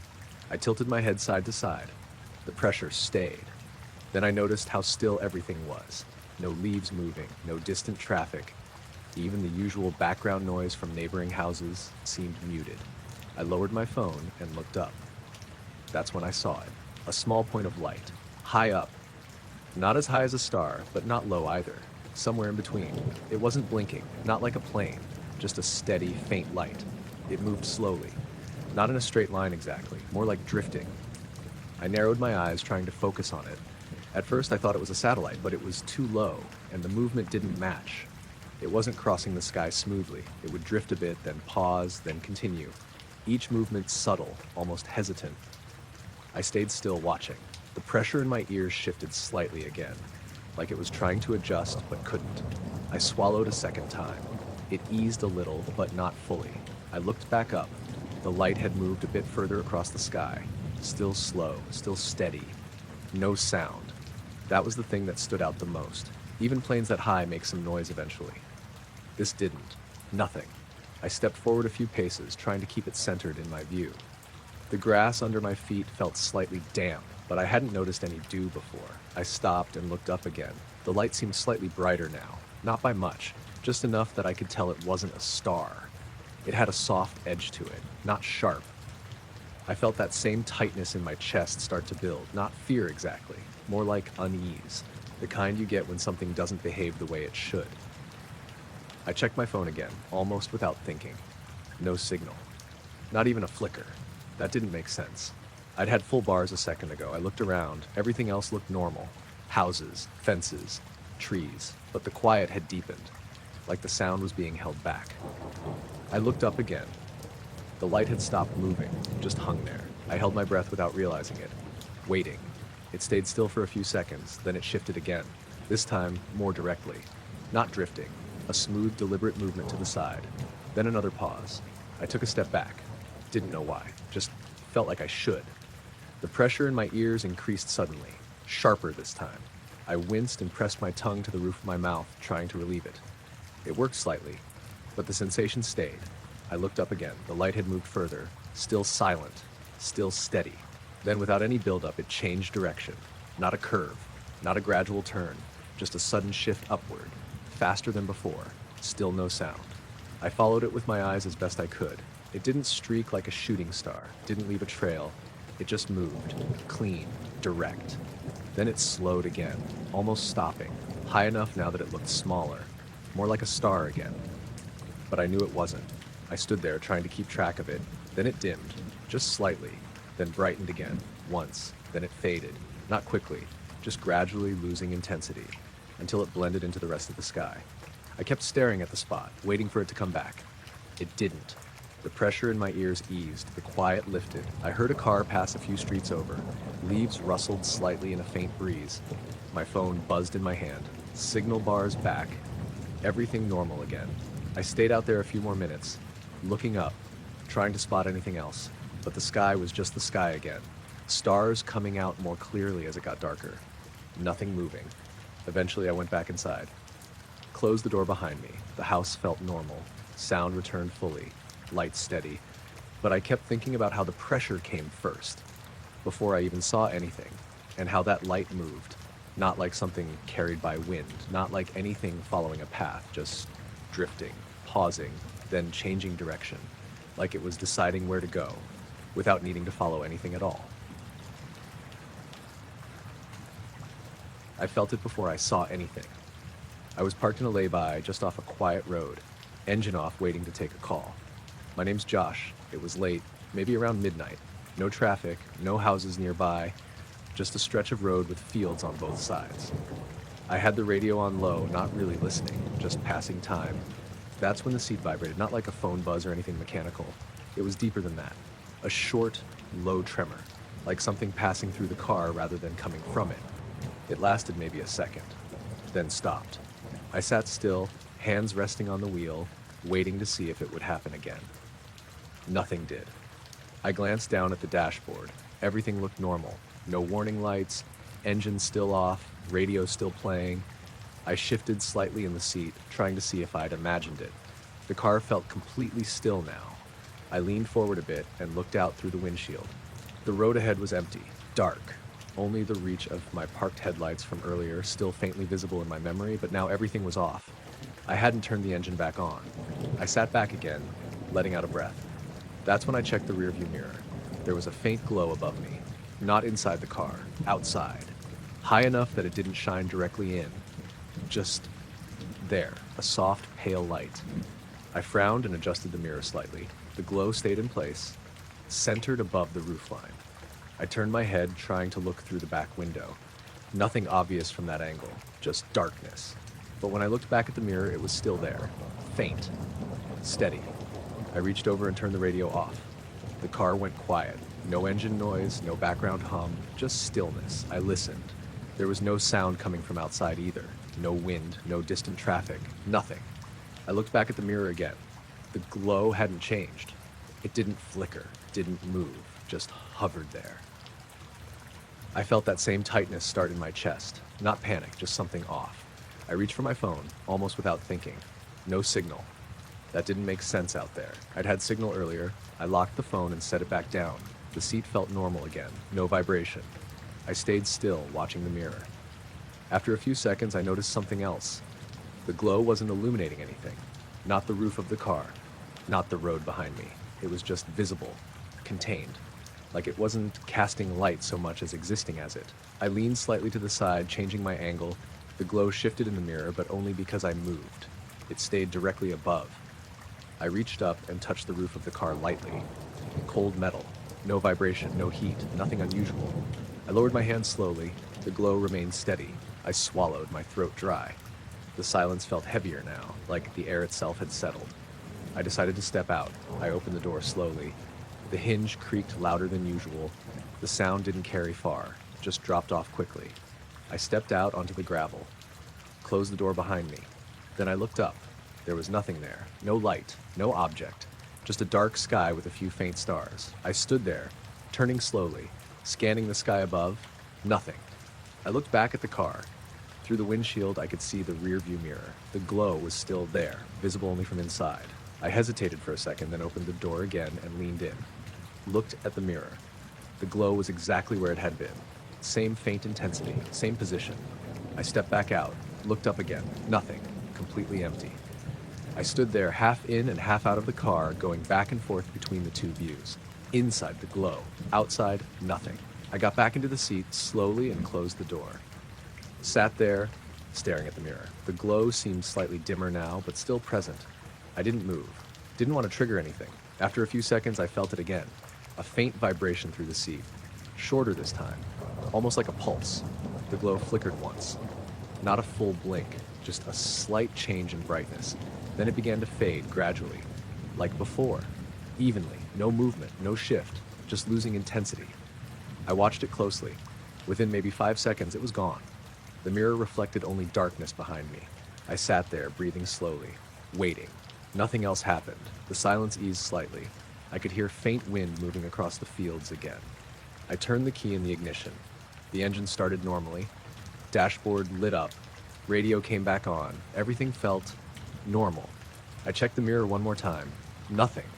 Just the empty road behind me. I stayed there for another minute, just sitting. Then I pulled back onto the road and drove home. The whole way, I kept checking the mirrors. Nothing else appeared. But what stuck with me wasn't just the light. It was how it only showed up in the mirror. Like it was there, but only visible from that one angle.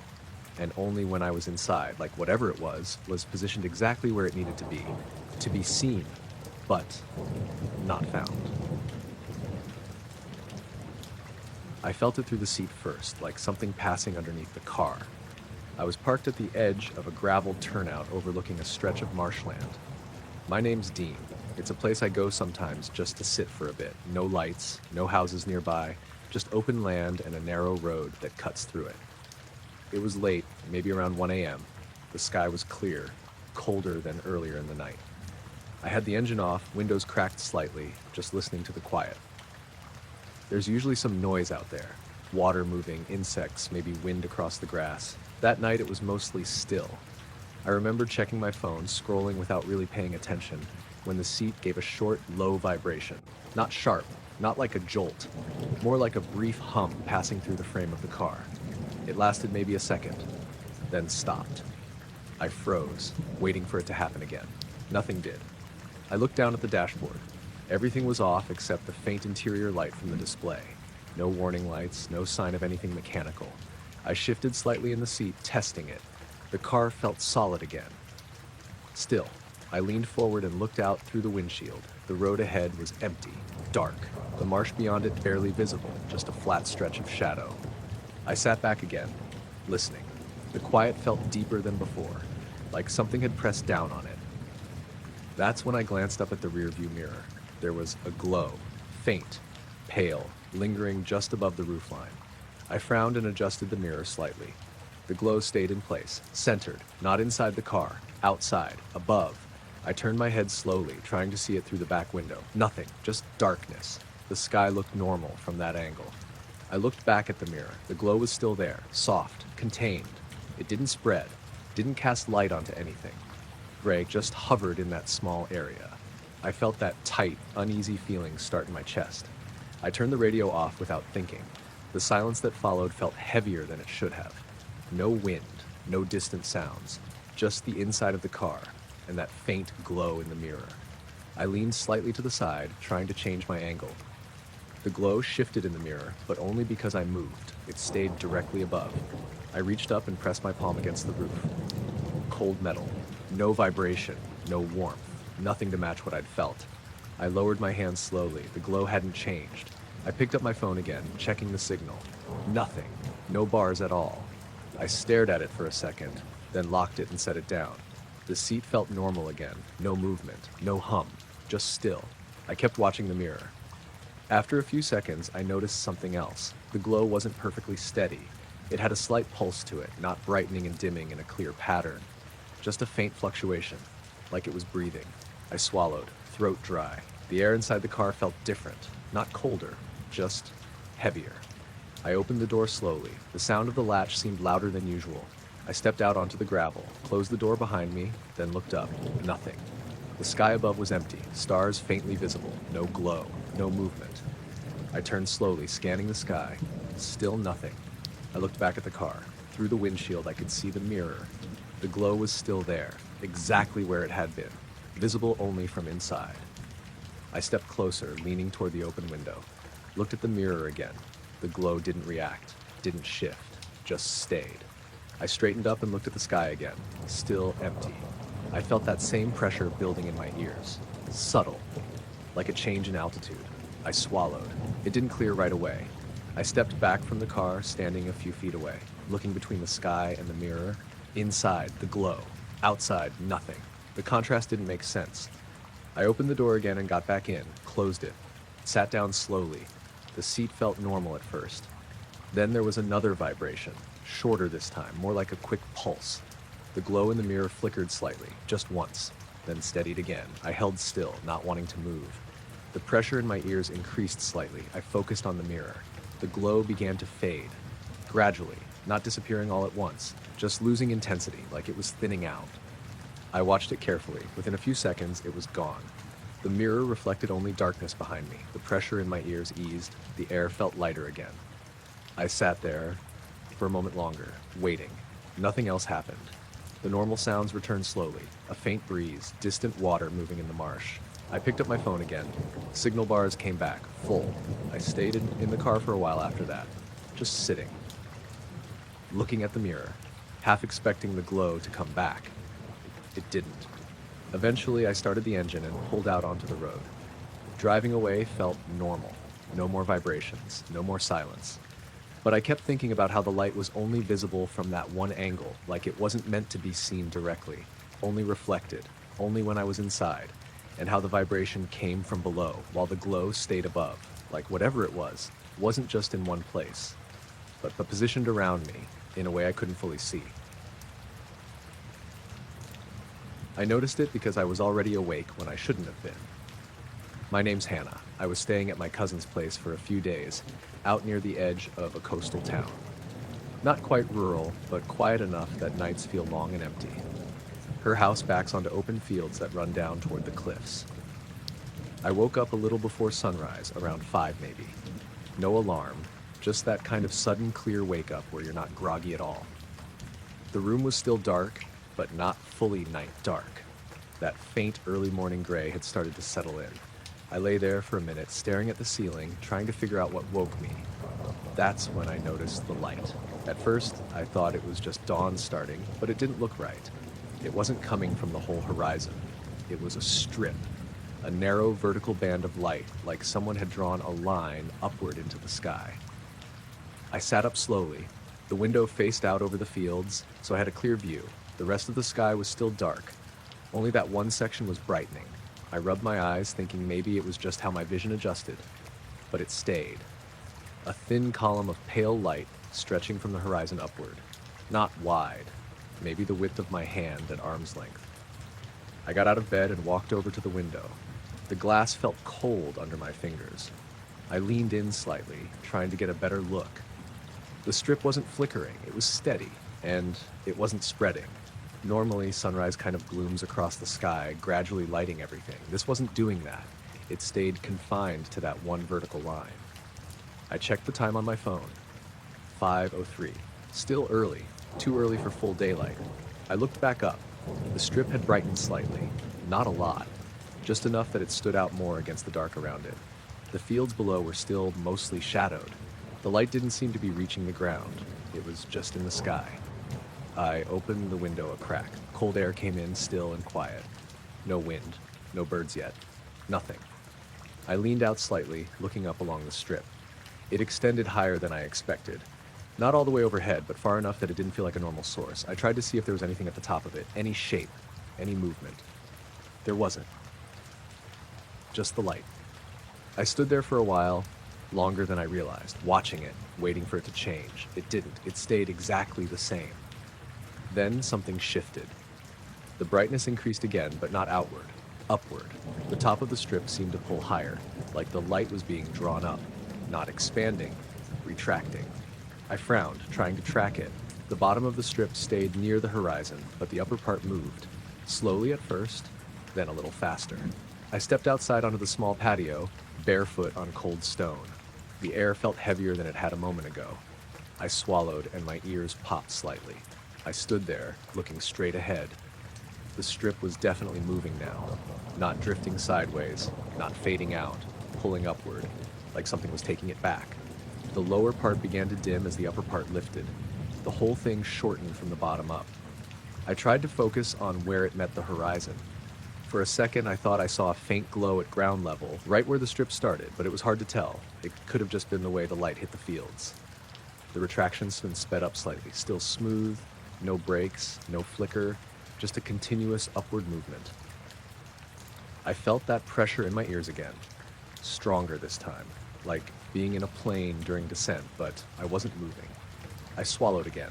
It eased a bit. I didn't take my eyes off the sky. The strip was halfway gone now, only the upper portion remained. The lower half had already faded into the normal darkness. Then within a few seconds, the remaining light pulled up completely. The strip narrowed as it rose, getting thinner, then thinner, until it was just a faint line near the top of the sky. And then it was gone. Not faded. Gone. The sky snapped back to uniform darkness. I stood there for a moment, waiting for something else to happen. Nothing did. The air felt lighter again. The pressure in my ears disappeared. I looked at the horizon, normal now, just that faint pre-dawn gray starting to spread the way it should. Slowly, evenly. Birds started up a few minutes later. The usual early sounds. Everything felt ordinary again. I stayed outside until the real sunrise began. Watched it come up the normal way, across the whole horizon, no lines, no gaps, just light spreading like it always does. I went back inside eventually and checked the time again. 5:11. Only a few minutes had passed. I tried to tell my cousin about it later. She said it was probably just some weird cloud or light trick, but there hadn't been any clouds, and it didn't behave like light should. It didn't spread, didn't reflect, didn't stay. It just appeared, held in that narrow space, and then lifted away like it had been placed there for a moment, and then taken back without leaving anything behind.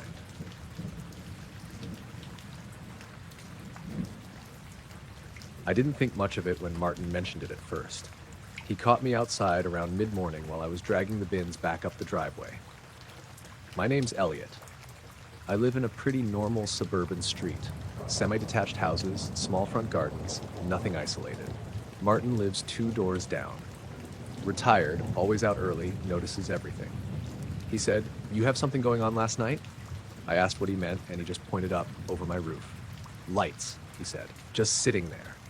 I laughed a little, thinking he meant a drone or something. He shook his head. "No sound. Didn't move like that."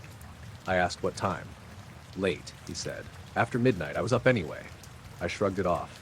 I told him I'd been asleep, hadn't heard anything. He kept looking at the house while we talked, like he expected to see something still there. "Stayed for a bit," he added, "then just gone."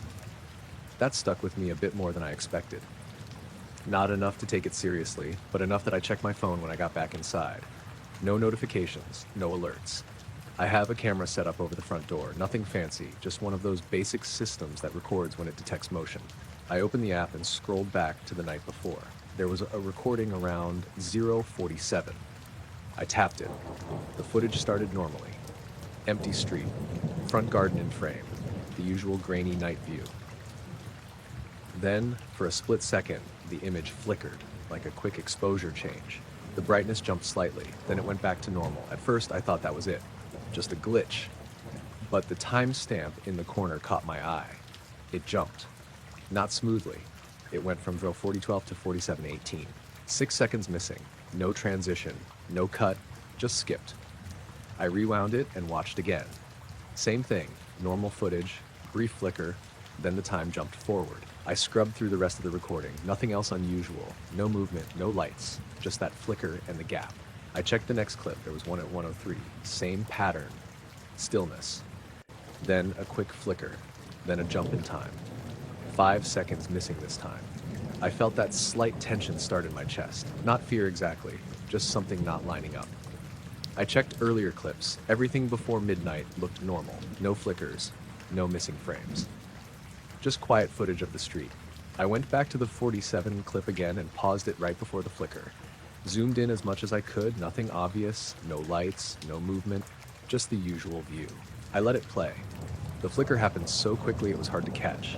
But if I slowed it down, frame by frame, there was one frame where everything looked slightly off. Not distorted, just shifted, like the angle had changed by a fraction. Then it snapped back, and the time jumped. I leaned back in my chair, staring at the screen. It didn't make sense. If something had triggered the camera, there should have been more footage, not less. I checked the back camera too. Same thing. A clip at 52. Flicker. Missing time. Nothing visible. I started paying more attention to the house itself. Nothing looked out of place. Doors locked, windows closed, everything normal. But I couldn't shake what Martin had said. Lights hovering above. No sound. I went back outside later that afternoon, stood in the driveway and looked up. Clear sky. Nothing unusual. But I tried to imagine where he would have been standing when he saw it. His front garden has a direct line of sight over my roof. I walked over and stood roughly where he would have been. Looked up at the same angle. There's a bit of open sky above the houses there. No trees, no obstructions. If something had been there, you'd see it clearly. That evening I texted him. Asked him to describe what he saw. He replied a few minutes later. 3 lights. Faint. Not bright. Just above your roof. Didn't move. I asked how long. Couple minutes. Maybe more. I looked at the timestamps on the footage again. There were multiple clips with missing frames between 47 and just after 01. Short gaps, 5 seconds, 6 seconds, spread out, not continuous. I sat there trying to line it up. If something had been there for a couple of minutes, why only those gaps? Why not a full recording? That night, I left the camera app open on my phone, just watching the live feed while I sat in the living room. Nothing happened. The street stayed quiet. Around midnight, I stepped outside. Cold air. No wind. Everything still. I looked up again. Same empty sky. I stood there for a while, longer than I meant to, listening. There was a faint hum somewhere in the distance, but it didn't seem connected to anything nearby, just background noise. I went back inside eventually and tried to sleep. Sometime in the night, I woke up. No reason I could think of. Just awake. The room felt quiet. Too quiet. I checked my phone. No alerts. I opened the camera app again. There was a new clip. 9. I tapped it. The footage started normally. Empty driveway. Still street. Then the flicker. Quick. Barely noticeable. Then the timestamp jumped. 6 seconds gone. I sat up in bed staring at the screen. I rewound it. Watched it again. Same thing. I paused on the frame just before the flicker. Zoomed in, nothing visible, but something felt different about it. Like the lighting was slightly off. I couldn't place it exactly, just a subtle change. I got out of bed and went to the window, pulled the curtain back slightly, looked out. Nothing. The street was empty. No lights. No movement. I looked up. The sky was clear. Still nothing. I stood there for a minute, just watching. Then I noticed something. The window glass felt warm, not hot, just slightly warmer than the air in the room. I pressed my hand against it. The warmth faded slowly, like it had just been there. I stepped back and looked at the reflection. For a second, I thought I saw something shift in it. Not a shape, just a slight distortion. Then it was gone. I checked the camera feed again. No new clips. Everything normal. I went back to bed, but I didn't sleep much after that. In the morning, I checked the footage again. There were 2 more clips overnight, both with the same pattern. Flicker, missing frames, nothing visible. I haven't told Martin about that part. He still brings it up sometimes, asking if I figured out what it was. I just tell him the camera glitched. That's easier. But the thing that keeps bothering me isn't the lights he saw. It's the fact that whatever was there only shows up as something missing, like it's not captured, just skipped, as if those moments weren't meant to be recorded at all. I noticed it halfway down the street, just past the corner where the pavement dips a bit. My name's Callum. I'd been walking home from a late shift, nothing unusual about it. It was just after 11, cold enough that my breath showed, but not freezing. The streetlights were on, spaced out like they always are, casting those long, soft pools of light along the pavement. I wasn't thinking about anything in particular, just walking, hands in my pockets, listening to my steps. That's when my shadow changed. It didn't disappear or jump or anything obvious. It just got sharper, darker than it should have been. I only noticed because it caught my eye in my peripheral vision. Normally, under those lights, your shadow looks kind of soft around the edges, like it's slightly blurred. But this one wasn't. It had a clean edge, like it had been cut out. I slowed down a bit, looking down at it properly. The shape matched me exactly. Same posture, same movement, but it felt off. Too defined. The contrast was stronger than it should have been under that kind of light. I stopped walking. The shadow stopped with me. I shifted my weight from one foot to the other. It followed perfectly. But it didn't soften. It stayed sharp. I looked up at the streetlight above me. It was the same as always. No flickering, no change in brightness. I glanced behind me, checking if maybe there was another light source I hadn't noticed. There wasn't. Just darkness between the next set of lights. I took a step forward. The shadow moved with me. Still sharp, still darker than it should have been. I felt that slow, creeping awareness settle in like something wasn't lining up right. I kept walking, a bit slower now, watching the shadow instead of the road. After a few steps, I noticed something else. The edges weren't just sharp, they were almost too clean, like they weren't blending into the pavement at all. I don't know how to explain that properly. It looked like it was sitting on top of the ground instead of being cast onto it. I stopped again, looked around. The street was empty. No cars, no people, just the faint hum of distant traffic somewhere far off. I turned slightly, trying to see if the shadow would shift or distort. It didn't. It stayed exactly the same. That's when I noticed the light. Not directly. At first, it was just a faint brightness above. Subtle enough that I almost ignored it, but it was there. A dim glow, somewhere overhead. Not from the streetlight, different color, softer. I tilted my head back slightly to look up without losing sight of my shadow. I couldn't see anything clearly, just a faint, diffuse light above me. It didn't have a clear source, no shape, just a patch of brightness in the sky. I felt my chest tighten a little. I lowered my head and looked back at the ground. The shadow was still sharp, still darker than it should have been. I took another step, then another. The shadow followed, perfectly in sync, but it didn't change when I moved between the streetlights. Normally, it should stretch or soften depending on where you are. This one didn't. It stayed consistent, like it wasn't reacting to the streetlights at all. I stopped again, right between 2 lights. This was the darkest part of the street. The shadow should have been faint, barely visible, but it wasn't. It was still clear, still sharp, still dark. I looked up again, more directly this time. The glow above me seemed slightly brighter now.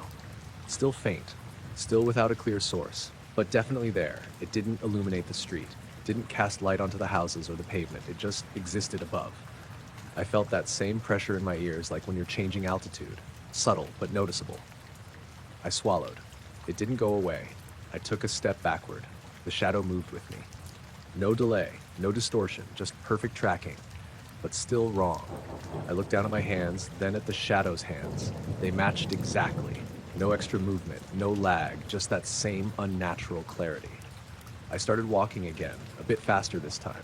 Not running, just wanting to get out of that stretch of road. The glow above seemed to follow, not moving in a clear way, but staying aligned with me, like it was centered over my position. The shadow stayed the same. Sharp, Dark, too defined. I passed under the next streetlight. For a second, I expected the shadow to snap back to normal. It didn't. It stayed exactly the same. That's when I realized something else. There were two shadows, one faint, soft one from the streetlight, and the sharper one. They overlapped slightly, but they weren't identical. The sharper one was just slightly offset, barely noticeable, but enough that I could see it if I focused. I stopped again. The two shadows stopped with me. I shifted my foot. Both moved, but not in exactly the same way. The softer one stretched slightly. The sharper one didn't. It stayed consistent, like it was tied to something else. I felt my breathing change, slower, more controlled without thinking. I didn't want to move suddenly, didn't want to draw attention to myself, even though there was nothing there. I looked up again. The glow had dimmed slightly, still present, but fading. The pressure in my ears eased a little.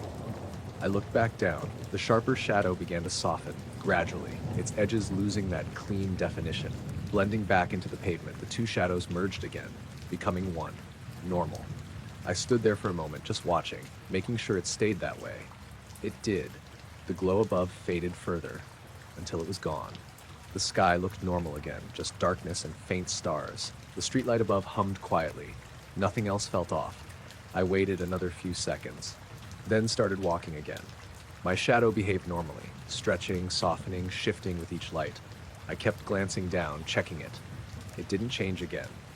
The rest of the walk home felt normal, but I couldn't shake the feeling that, for those few minutes, something else had been lining up with me, perfectly, just slightly out of place, and only visible if I paid close enough attention. I woke up already aware of it. Not the room, not the time, just the feeling. Like someone had been standing there, close enough to see me clearly, and had only just stepped away. I didn't move at first. I just lay there, eyes open, staring at the dark shape of the ceiling. My heart was already going faster than it should have been for someone who'd just woken up. My name's Oliver. I live alone in a small house on the edge of a village. Nothing remote, but quiet enough at night that you notice when something's off. And something felt off. I kept listening. The house was silent. No pipes, no distant cars, nothing outside. Even the usual low hum of the fridge downstairs didn't seem to carry up. I turned my head slightly toward the window. That's when I noticed the warmth. It wasn't strong, just subtle, like the air near the glass was a little warmer than the rest of the room. At first I thought maybe the heating had kicked on, but I could still feel the cool air everywhere else. Only the window felt different. I pushed myself up onto one elbow, still looking toward it. The curtains were half drawn. I always leave a gap so some light can come through in the morning. But it wasn't morning. It was still dark outside. No streetlights on that side of the house, just open space and a field. I swung my legs off the bed and sat there for a second, letting my eyes adjust. The warmth didn't go away. If anything, it became more noticeable as I focused on it. I stood up slowly and took a few steps toward the window. The floor creaked under my weight, normal, familiar sounds, but they felt too loud in the quiet. I reached out and hovered my hand near the glass, warm. Not hot, not even close. Just warmer than it should have been, especially for the middle of the night. I pressed my fingertips lightly against it. The glass felt smooth, normal, but the temperature difference was real. I frowned, pulling my hand back slightly. Then I noticed something else. There was no condensation. On a night like that, with the inside warmer than outside, there's usually at least a bit of fogging on the glass, but it was completely clear. I leaned closer, trying to see out. The darkness beyond the window felt deeper than it should have been. Not just the usual night. Something about it looked flat, like there wasn't any depth. No variation, just a uniform darkness sitting right up against the glass. I shifted slightly, trying to change the angle. The view didn't change much, still that same flat black. I stepped back a little. The warmth remained. I glanced around the room. Everything else looked normal. Bed, dresser, door, nothing out of place. But the feeling hadn't gone away. That sense that someone had been there, watching. Close enough to see me breathe. I took another step toward the window. This time I reached for the handle. Paused. Something about opening it felt like a bad idea. Not in a dramatic way. Just a quiet, steady feeling that I shouldn't. I stood there for a few seconds, hand hovering. Then I pulled it back. Decided against it. Instead, I leaned closer to the glass again, trying to see past my own reflection. That's when I noticed the faint change. Not outside, on the surface itself. A slight distortion, like the air just beyond the glass wasn't sitting right. I blinked and leaned in further. The distortion shifted. Barely, like heat rising off something, except there was no light, no source, just that subtle bending. My reflection wavered slightly as I moved. I lifted my hand again, this time not touching the glass, just holding it close. The warmth increased slightly near my palm. I froze. The distortion moved again. Slow, controlled, not random. It slid across the surface of the window, following the line of my hand. I pulled my hand back. The distortion paused, then slowly drifted away. My chest tightened. I took a step back from the window. The warmth didn't follow. It stayed concentrated near the glass. I stood there, watching. The distortion faded, or maybe it just became too subtle to see. I wasn't sure. After a minute, I turned away, went back to the bed, sat down. The feeling lingered, not as strong as before, but still there, like something had just left or moved further away. I lay back down slowly, keeping my eyes on the window. The warmth stayed for a while. I could still feel it from across the room. Then, gradually, it faded. The air cooled. Everything returned to normal, but I didn't sleep. I just lay there, staring at that gap in the curtains, watching the darkness outside, waiting for it to shift again. And even when the room felt completely normal, when the temperature evened out, I couldn't shake the sense that whatever had been there hadn't gone far, just far enough that I couldn't see it anymore, but close enough that if I got up and went back to the window at exactly the wrong moment, I might catch that distortion again, right up against the glass, where something had been, watching me before I woke up. I felt it through the seat first. It wasn't strong, just a quick vibration like something heavy rolling somewhere nearby. The kind of thing you barely notice unless you're sitting still.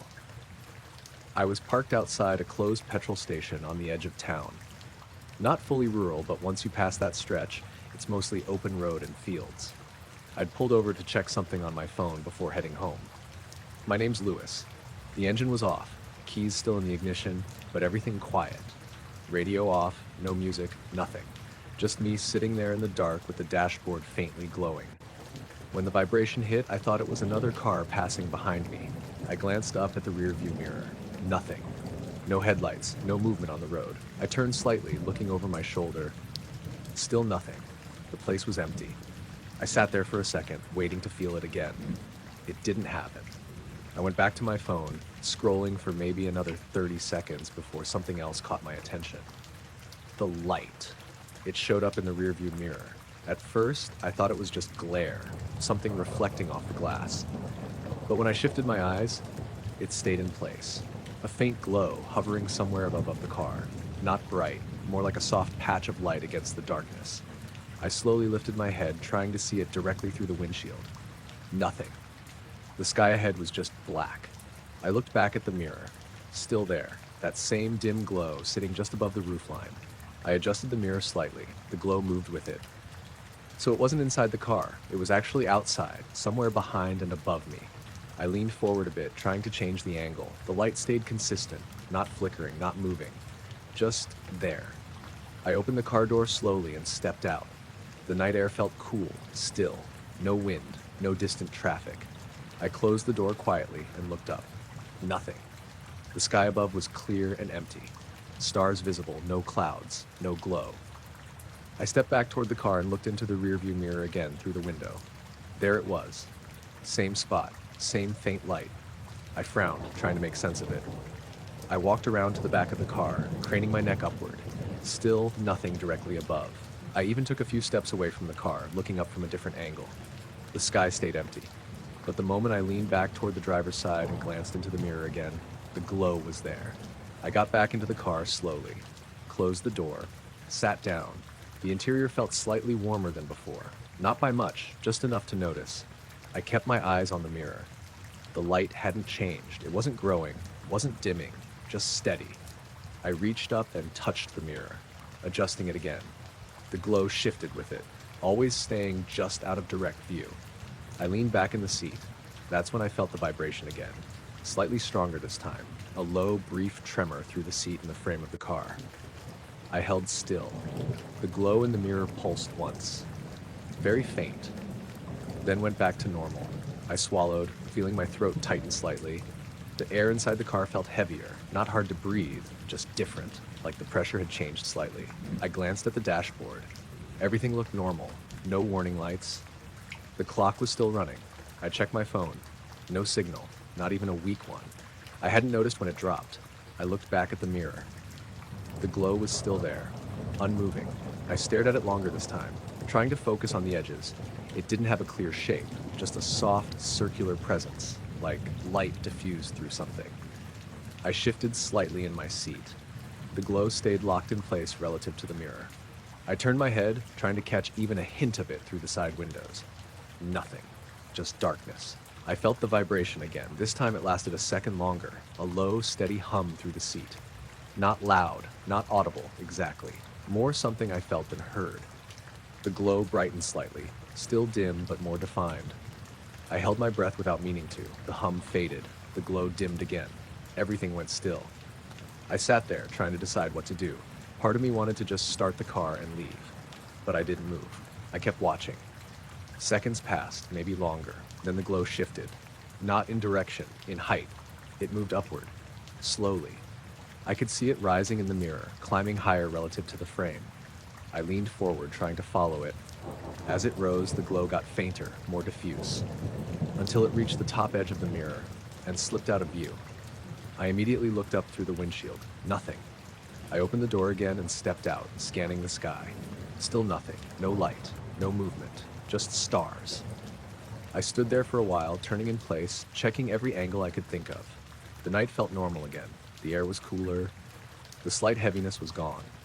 After a minute or two, I got back into the car, sat down, looked at the mirror. Empty. No glow. I started the engine. The sound felt louder than it should have. I sat there for another moment, just listening. Then I pulled out and drove home. The signal came back about a mile down the road. Everything on my phone updated like normal. No missed calls, no messages, nothing unusual. But every now and then, when I'm sitting in my car at night, especially somewhere quiet, I catch myself checking the rearview mirror more than I used to. Not because I expect to see anything, just because whatever that light was, it didn't show up where it should have, only where I wasn't quite looking straight at it, like it stayed just out of reach until it was already gone. I noticed it because the shadow went the wrong way. I was driving home late, taking a back road I'd used plenty of times before. It runs through a stretch of farmland, nothing but hedges, fields, and the occasional gate.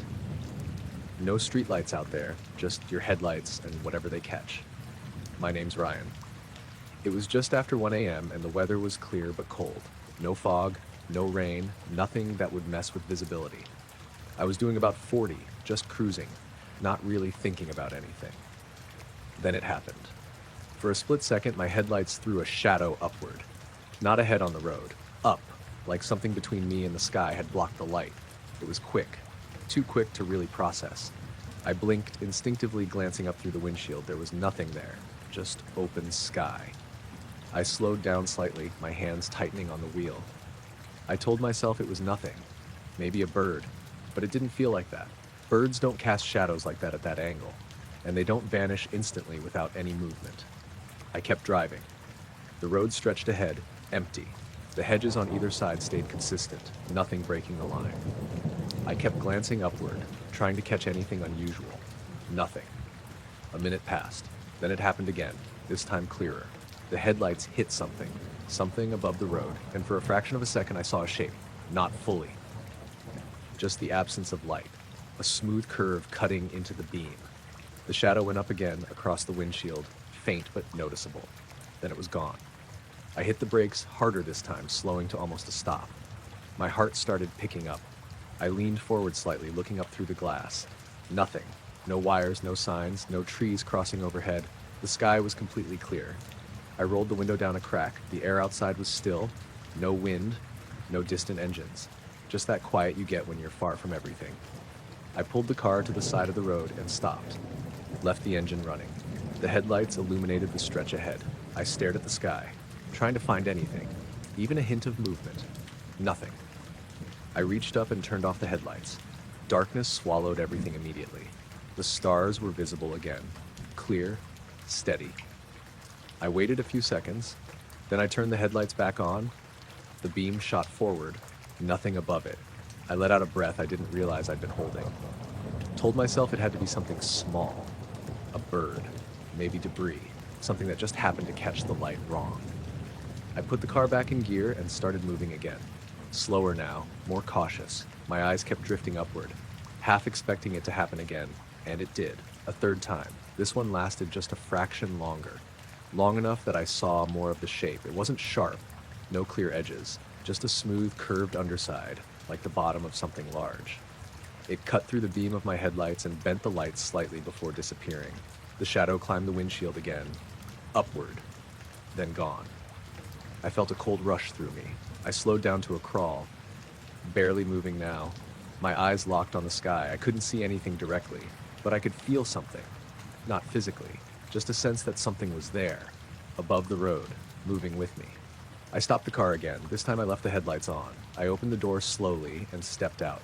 The ground crunched under my shoes. I looked straight up. Nothing. The sky looked normal. Stars scattered evenly. No shapes, no movement. I turned slowly, scanning every direction. Still nothing. I stepped back toward the car and looked at the beam of the headlights. They cut through the air cleanly. No interruptions, no shadows. I stood there for maybe 30 seconds.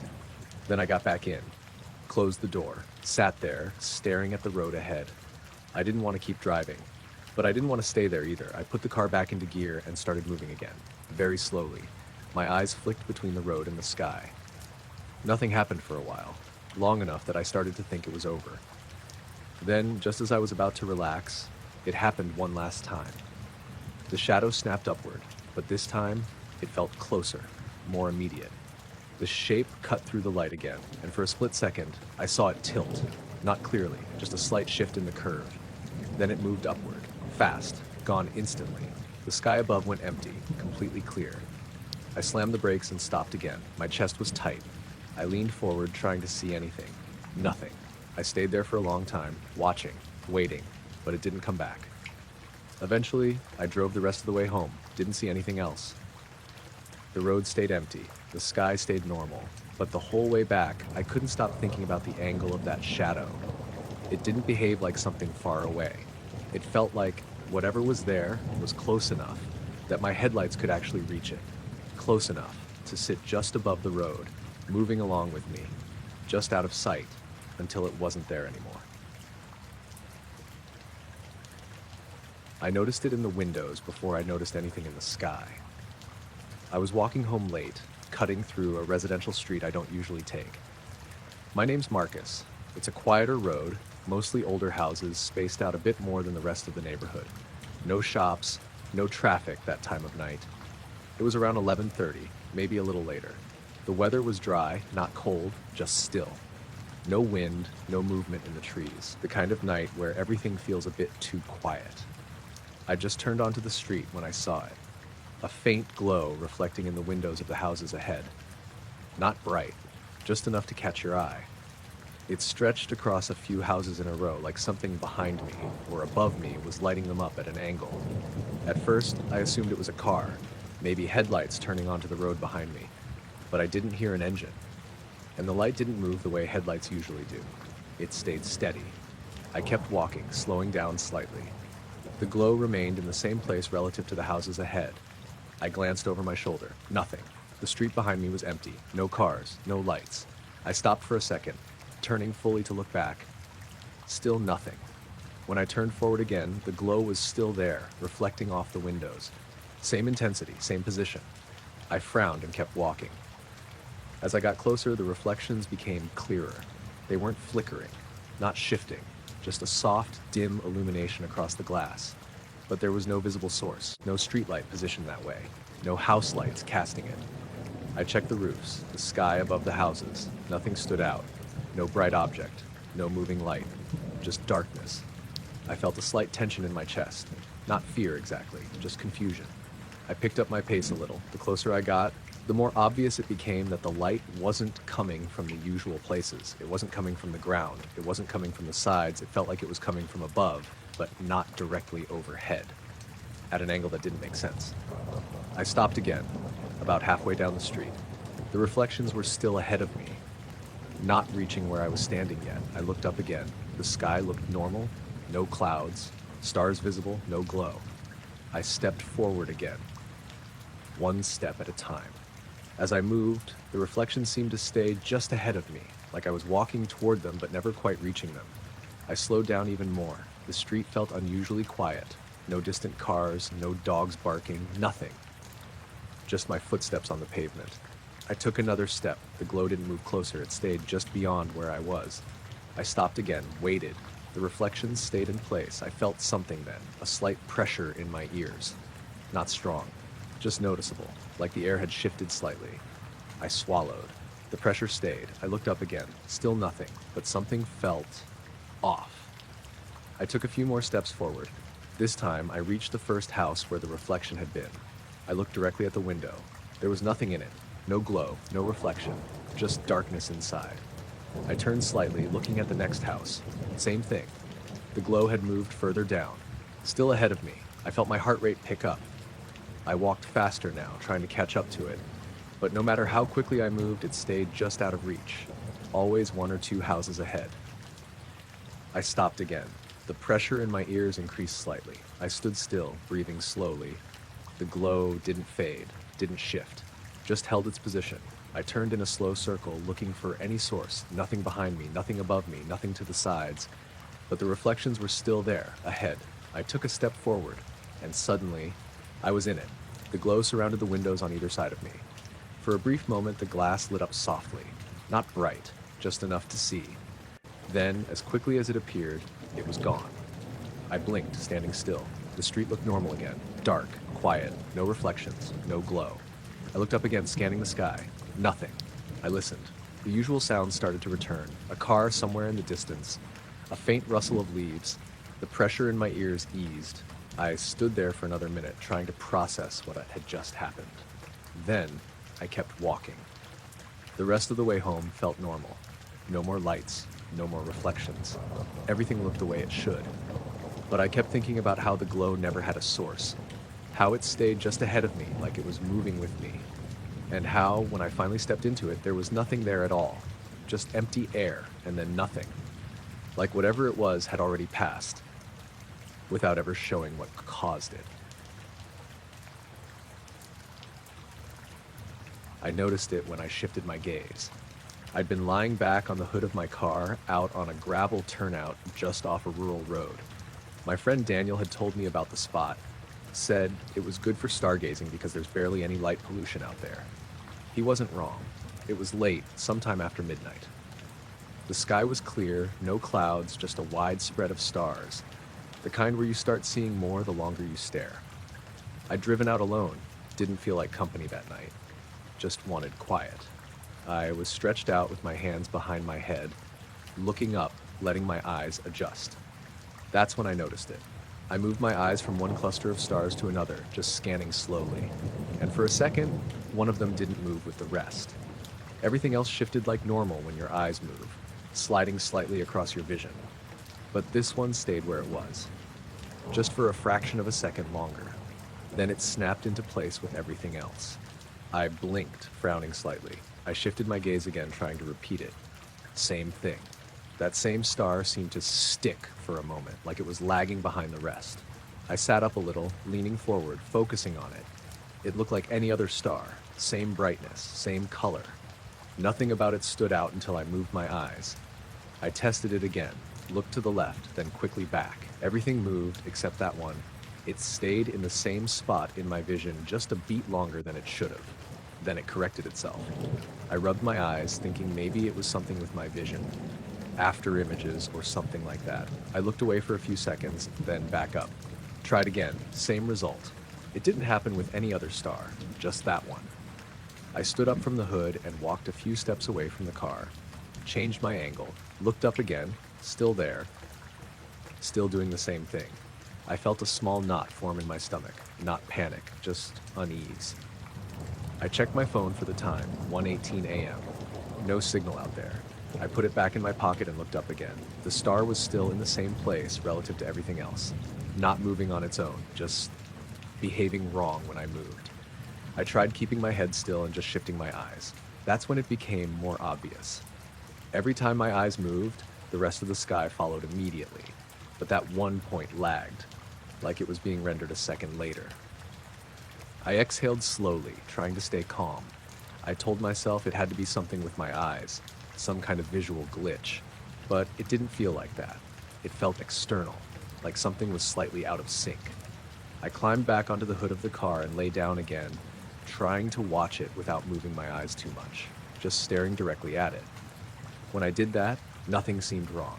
It looked completely normal.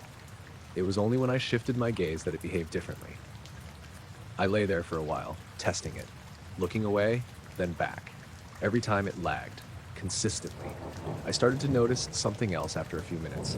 The surrounding stars felt quieter. I know that sounds strange, but it's the best way I can put it. Usually when you stare at the sky like that, there's a kind of depth to it, a sense of distance. But around that star, it felt flatter, subtle but noticeable. I sat up again, scanning the rest of the sky. Everything else looked normal, just that one point felt off. I checked my phone again, 1:27. 9 minutes had passed. It didn't feel like that long. I stood there, shifting my weight, looking up. The air felt still, too still. No wind, no sound except for a faint hum from somewhere far off, probably power lines or something. Then that hum faded. Just gone. I noticed it immediately because of how quiet it got. No insects, no distant traffic, nothing. I turned slowly, looking around. The road was empty. Fields on either side, stretching out into darkness. I looked back up at the sky. The star was still there, still doing the same thing. I took a step back toward the car. As I did, I shifted my gaze again. This time, the lag felt longer. Not just a fraction of a second. Closer to a full second. I froze, stared at it, then moved my eyes again. Same thing. Everything moved. That one point stayed fixed, then snapped back. My chest felt tight now. I didn't like it. Didn't like how consistent it was. Didn't like how it seemed to be getting more noticeable.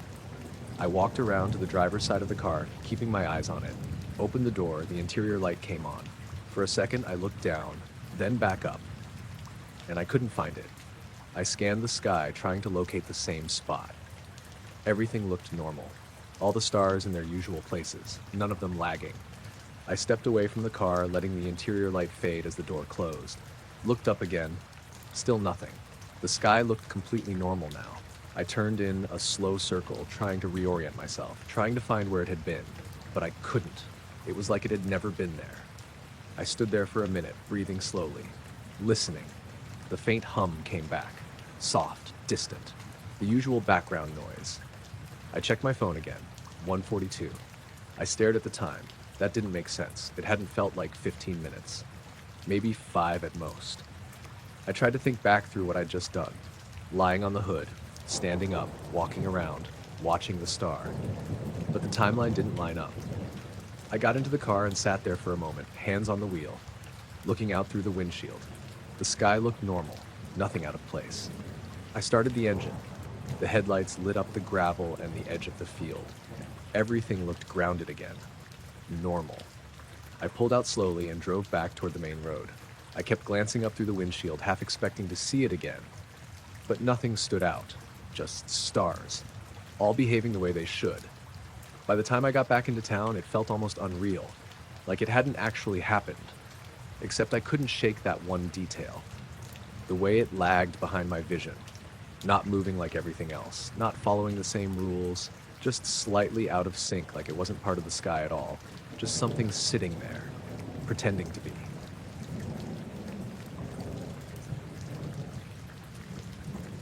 I was just sitting there with the engine off when it happened. It was late, maybe a little after midnight. I'd pulled into a gravel turnout just off a coastal road. My name's Liam. I used to go there sometimes to clear my head, just sit in the car and look out toward the water. You can't really see much at night, just a dark horizon and the occasional distant light from boats. That night was calm. No wind, no rain, just that steady quiet you get near the coast when everything settles down. I had the seat leaned back a bit, radio off, just sitting there. The The car was completely still. Then I felt it, a slight lift. Not a jolt, not like something hit the car, more like the suspension eased upward for a second, like weight had been taken off it. It was subtle. If I hadn't been sitting still, I probably wouldn't have noticed, but I did. I straightened up in the seat, looking around instinctively. Nothing had changed. The car wasn't rolling. The ground was flat. I checked the handbrake out of habit, still engaged. I opened the door slightly and looked down at the tires. They were planted normally on the gravel. No shifting, no marks. I closed the door and sat back, tried to recreate it in my head. Maybe I'd moved without realizing. Shifted my weight, but it hadn't felt like that. It had felt like something external. I stayed still for a minute, waiting. Nothing. The car felt normal again. I leaned back slowly, testing it. The suspension moved the way it should. No unusual give, no weird bounce. I exhaled and looked out through the windshield. The road ahead was empty. No headlights in either direction. The sky was clear, a few stars visible above the dark line of the sea. I sat there another couple minutes, trying to shake it off. Then I noticed something else. The air felt quiet. Not just calm, muted, like the usual background noise had been turned down. I listened carefully. No waves, even though the water was right there beyond the edge. No wind, no distant cars, just silence. I frowned and shifted slightly in the seat. The car creaked a little, normal settling, but the sound felt louder than it should have, like everything else had been dampened. I leaned forward and looked up through the windshield. At first, I didn't see anything, just sky. Then I noticed a faint glow, high up, not bright, just a dim patch that moved slowly. I narrowed my eyes, trying to focus on it. It drifted across the sky, not in a straight line, more like a slow, controlled glide. No blinking lights, no sound. I watched it for a few seconds, barely breathing. The car still felt completely still beneath me. Then, without warning, I felt it again, that same subtle lift. The car rose slightly, like the suspension relaxed again, just for a second. Then it settled back down. I grabbed the steering wheel instinctively, even though I wasn't moving. My eyes flicked up to the sky.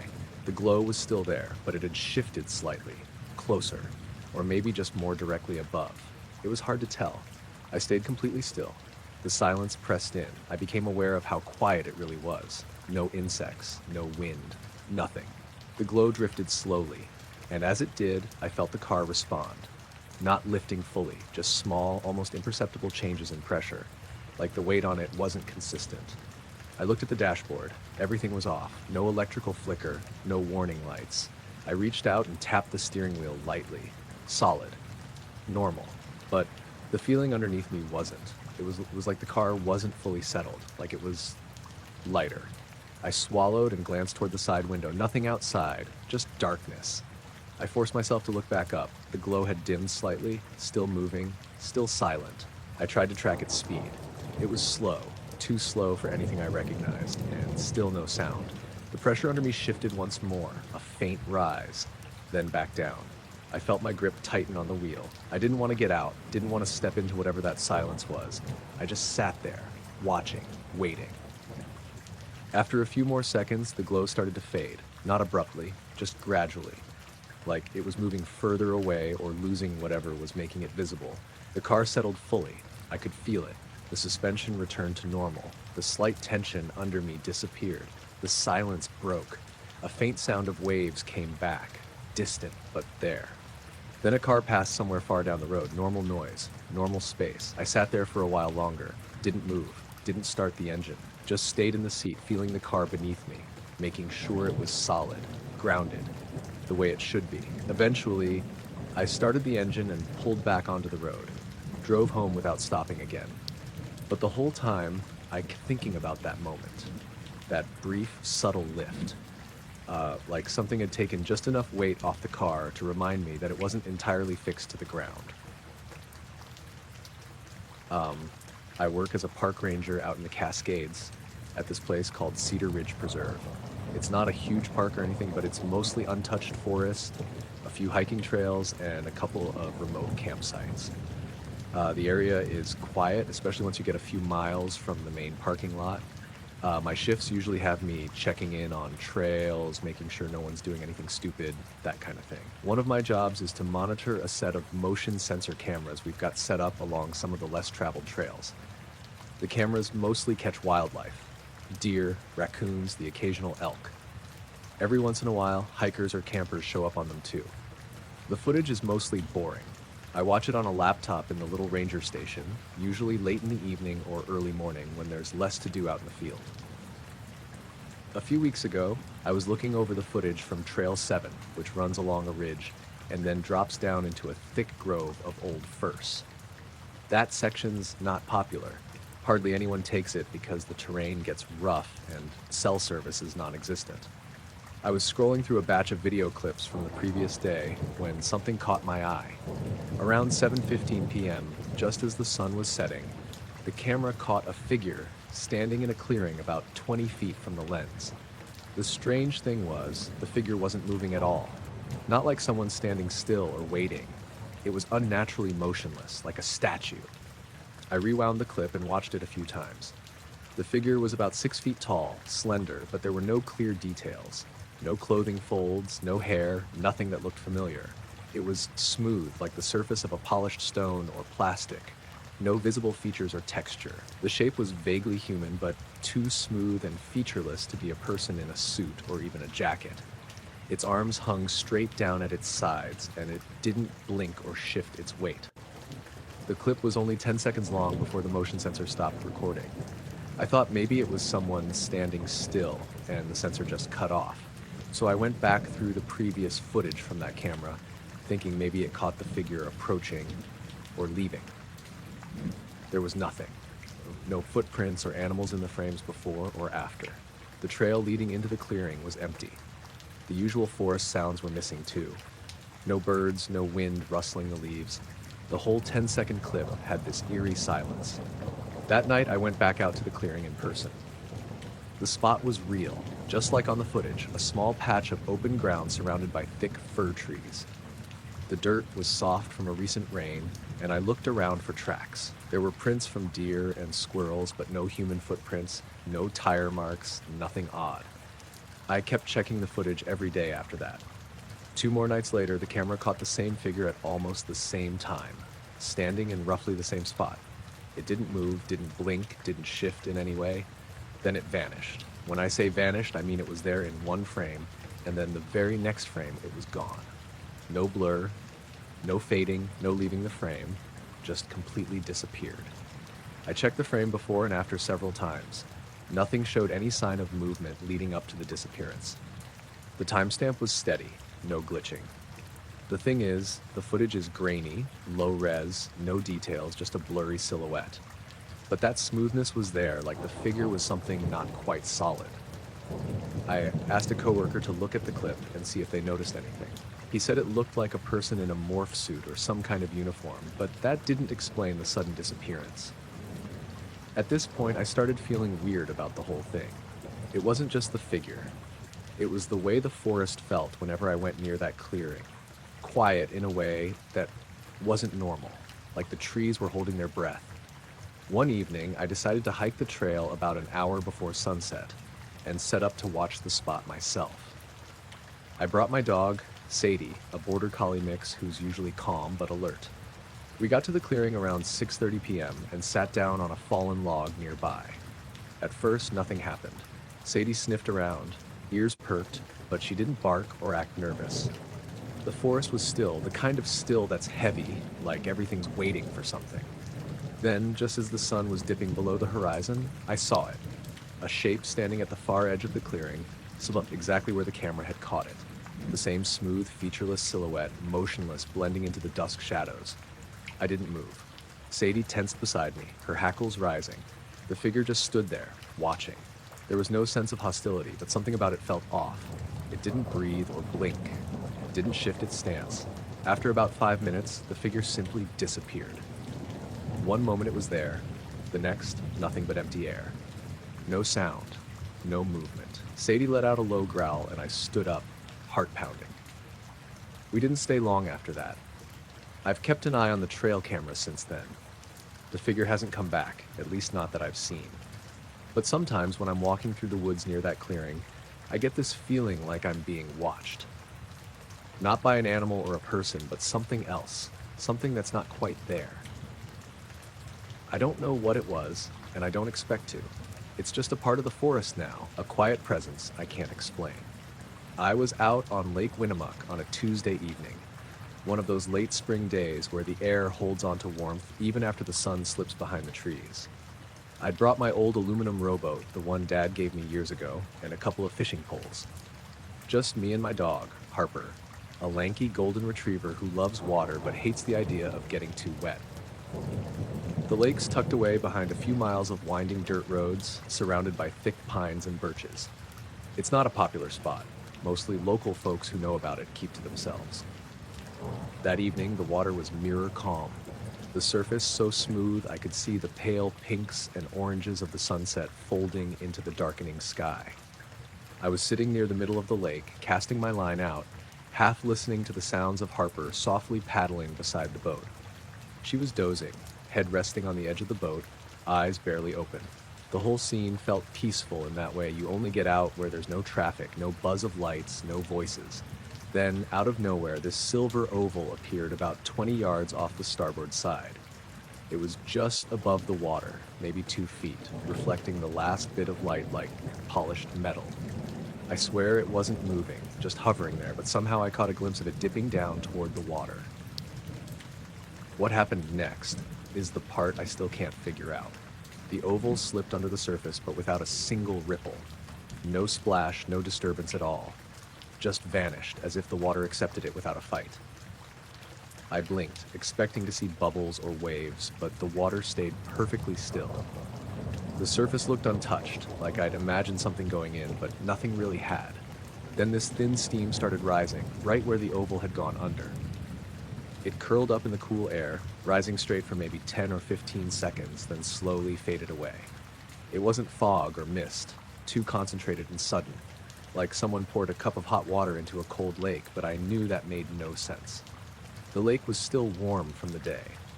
Harper stirred, sniffed the air, and gave a soft growl. Not her usual playful bark, more like she sensed something off. I rubbed her head, telling myself I was just seeing things, that maybe the sun was playing tricks on me with reflections, or that it was some kind of fishing equipment someone lost. I looked around for a boat or anyone else. Nothing. No other boats, no fishermen, not even a bird flying near. The shoreline was empty, silent except for the usual rustle of leaves. I tried to keep fishing, but my hands felt cold, like the quiet had sunk into my skin. The weirdness stuck with me. How something could disappear like that without disturbing a thing, and then leave steam in its place. I kept staring at the spot, half expecting it to surface again, or for something else to happen. The sun was almost gone when I finally packed up. Harper seemed tense the whole way back to shore, eyes flicking toward the trees as if expecting someone or something to emerge. Once we reached the dock, the normal sounds of frogs and crickets felt too loud. At home later, I found myself checking the lake from my porch, trying to convince myself it was just a trick of light or some odd wave pattern. But every time I thought about that silver shape, the image felt wrong. Too smooth, too deliberate to be natural. That night, I dreamt of water that swallowed the sky and a shape gliding just beneath the surface, waiting. When I woke up, the feeling was still there, like something unseen was hovering just beyond the edge of my vision. I haven't been back to the lake since that night. Harper sometimes stares toward the woods when we're outside, ears stiff, and I get the same cold feeling in my chest. Maybe it was nothing. Maybe I imagined it. But whatever it wasn't like anything I've ever seen before. No splash, no noise, just that smooth silver shape disappearing beneath the surface, leaving only steam behind. I was cutting through a stretch of back road between Kayenta and Page, real empty country, red rock and dust, nothing but scrub and sky. It was late afternoon, but the sun was dropping fast behind the cliffs, turning everything orange and long-shadowed. I'd left Phoenix that morning and figured I'd stop for gas in Page, maybe grab a room if I got tired. The GPS had routed me onto this weird, narrow highway, State Route 98. It wasn't a road I'd ever taken, but it seemed faster than going around. My signal had cut out an hour earlier, but the map was still loaded, so I just kept going. I hadn't seen another car for a good 30 miles, not one. No billboards, no gas stations, no fences, just mesas and sand. It was almost peaceful until it wasn't. I first noticed it when I came over a rise and dipped into this shallow canyon. The road curved, then ran straight for a long stretch between two ridges. I checked my rear view, habit, I guess, and saw headlights, two of them. Close. I hadn't passed anyone. There were no turnoffs, no lights behind me for hours. But now, clear as day, someone was following me. I slowed down a little to let them catch up, thinking maybe it was a ranger or a local. But the lights kept the same distance, not gaining, not falling back, just there. I tapped my brakes a few times. Nothing. They didn't flash theirs or react in any way. The weirdest thing was I couldn't see the car, just the lights. Bright like high beams, but not blinding. They didn't bounce or shift like headlights usually do when someone's hitting bumps or small hills. They just floated there. Same height, same spacing, same brightness. Too steady. After a few miles of this, I figured maybe it was just a trick of the road. Maybe there was a truck on a different highway behind me, and the angle made it look like it was tailing me. I decided to pull over and let it pass. There was a gravel shoulder wide enough to stop, so I eased onto it, threw on my hazards, and waited. The lights kept coming. But here's the thing, when I looked in the side mirror, I didn't see anything. The rear view still showed the lights, but the side mirror, just empty desert. I even leaned out the window a little to check. Nothing there. That's when I realized there was no road behind me. Not anymore. I swear to God, I'd just been driving that same stretch. Asphalt, yellow lines, the whole deal. But when I look back now, it was just scrub and rock. No pavement, no tire marks, just open land. I thought maybe I'd turned without noticing, like there'd been a split in the road. But no, my tires were still on asphalt. I even opened the door and stepped out. The wind was picking up, carrying that dry, hot smell you only get out there. I walked a few feet behind the car. No road. It didn't make sense. I should have been able to see it stretching back at least a few hundred feet, but it just wasn't there. It looked like the road started right under my back tires and didn't exist before that. I walked back to the driver's side and checked the mirror again. Still lights, still behind me. I climbed back in and started driving again. Not fast, just steady. I watched the mirror the whole time.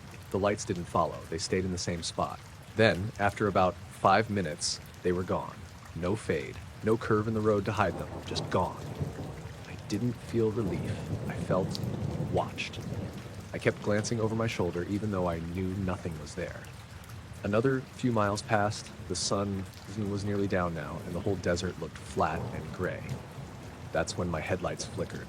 Once, twice, then stayed on. I tapped the dash, probably just a loose wire, I figured. The rental had been making a weird sound since I picked it up. A minute later, the engine made this soft whining noise like it was straining. RPMs dipped. The whole car jerked once, then smoothed out. That's when I saw a movement up ahead. Something crossed the road. Quick, low to the ground. I only caught it in my peripheral vision.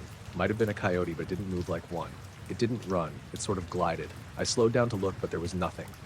No prints, no shape disappearing into the brush. The air felt weird, heavy. Not hot anymore, just thick. Then the static started. It came through the speakers, even though the radio was off. Just a low hiss, barely noticeable, but rising. Like a storm was nearby. I turned the knob, nothing changed. Tried to shut the stereo off completely, but it didn't respond. The hiss kept building until it suddenly cut out. Silence. That's when I noticed the sky. It wasn't dark yet, not fully, but the stars were already out, except above me. Directly overhead, there was this perfect circle of empty sky. No stars, just blank. It didn't look like a cloud. It was too precise, too still. I kept driving. A mile or two later, I saw lights again, but not behind me this time, off to the side, maybe half a mile out, floating low over the desert. Two of them, close together, moving slow. I figured it might be a drone or a tower, but then they split. One went left, one went right. Both rose at the same time, then dropped in sync, then vanished. I pulled over again. I needed to breathe. When I stepped out, I noticed this faint humming. Not from the car, from the air. It was high-pitched and constant, like the sound you hear when a TV's on in another room. I stood there for maybe 30 seconds, and then I heard something behind me. A soft crunch. I spun around. Nothing. Another crunch. Closer. I didn't see anything, but I swear something was moving through the brush, just out of sight. I got back in the car and locked the doors, took off down the road faster than I probably should have. Eventually, I saw a sign for Page, still about 20 miles out. The road widened a bit, and I started seeing the occasional fence post or light in the distance. Civilization creeping back in. The second I hit town limits, everything stopped. The static, the humming, the weird pressure in the air. I pulled into a gas station and sat in the lot for 10 minutes before getting out. Just stared at the lights, the other people, the pavement. Normal things. I looked behind me. The road was there, plain as day. 2 lanes, yellow stripes, tire marks, everything. But I checked the car's trip meter. The mileage didn't line up with where I should have been. I should have driven about 130 miles that day. The meter said 89. I was out in my backyard late one night, just like I usually am when the sky's clear. I live in Flagstaff, Arizona, so the light pollution is pretty low, and it's great for stargazing. I'm not a pro or anything, just an amateur astronomer.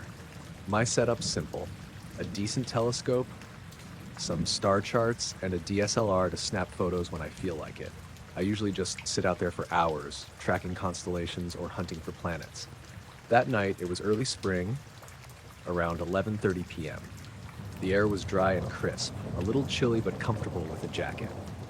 The moon was just a thin crescent, so the sky was pretty dark. I had been looking at the Hercules cluster for a while, just zooming in and out, taking long exposure shots to try and get a better view of some faint stars. Nothing unusual until I noticed something odd. I'd set the telescope up facing a patch of sky where there's usually a neat little grouping of stars. A cluster I'm familiar with. I remember thinking how clear the stars looked, sharp and steady. Then, through the eyepiece, I saw the whole cluster suddenly vanish. I mean, literally gone. The stars disappeared like someone had flipped a switch. It wasn't just dimming or flickering. The entire circle of stars was just not there. I blinked and moved the scope slightly, thinking maybe I'd lost focus or the clouds were rolling in, but the rest of the sky was fine. The stars around that spot were still there, twinkling as usual. It was just that perfect circle, maybe 10 or 12 stars, that vanished. It stayed like that for exactly 3 seconds, which I timed with my watch because it was so weird I figured I'd better keep track. Then, just as suddenly as they disappeared, the stars reappeared in the exact same positions. I stared at the eyepiece, trying to process what I'd just seen. My heart started beating a little faster. I looked around, checking for any clouds or anything that might have caused the effect. Nothing. The air was clear. I thought maybe I'd imagined it. So I waited a bit and refocused the telescope on the same spot. I didn't want to take another photo right away because the last one came out blurry. Instead, I just watched. After about 10 minutes, the stars in that exact spot flickered again. This time, it wasn't a total disappearance. It was like they dimmed drastically, then slowly brightened back up over a span of maybe 5 seconds. It was subtle, but definitely not normal. At that point, I started feeling uneasy, like I was being watched. My backyard isn't big, but it's surrounded by tall pines, so it's pretty isolated. I glanced behind me, half expecting a neighbor or a late-night dog walker. Nothing. I pulled out my phone to check the photos I'd taken. The images showed the star cluster perfectly visible in the first few shots. Then in the frame, from the exact moment the stars vanished, that circle was just a black hole against the rest of the sky.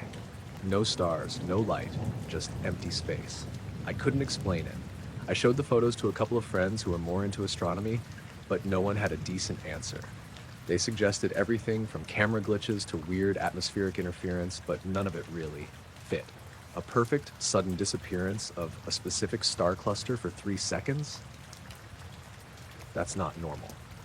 The next morning, I checked some online sky trackers and astronomical reports. No meteor showers, no solar flares, nothing unusual noted that would cause a cluster of stars to just blink out like that. That night, I went back out to watch again, hoping it was a one-off thing. But as I looked through the telescope, the same spot in the sky started to shimmer faintly, like heat haze on pavement, but in the cold night air. The stars twinkled erratically, almost like they were flickering in and out of existence. I felt like the sky itself was unstable there. I packed up early after that. The feeling I got watching that patch made me want to get inside. I kept the photos on my phone for a while, but after a couple of days, I deleted them.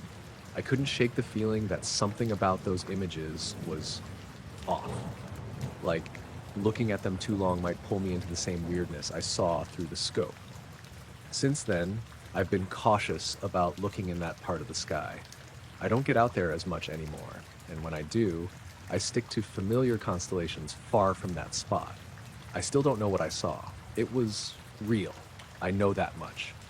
The stars literally disappeared and came back, and nothing I've read or heard explains how that could happen. I guess I'll keep looking up, but maybe not quite as close this time.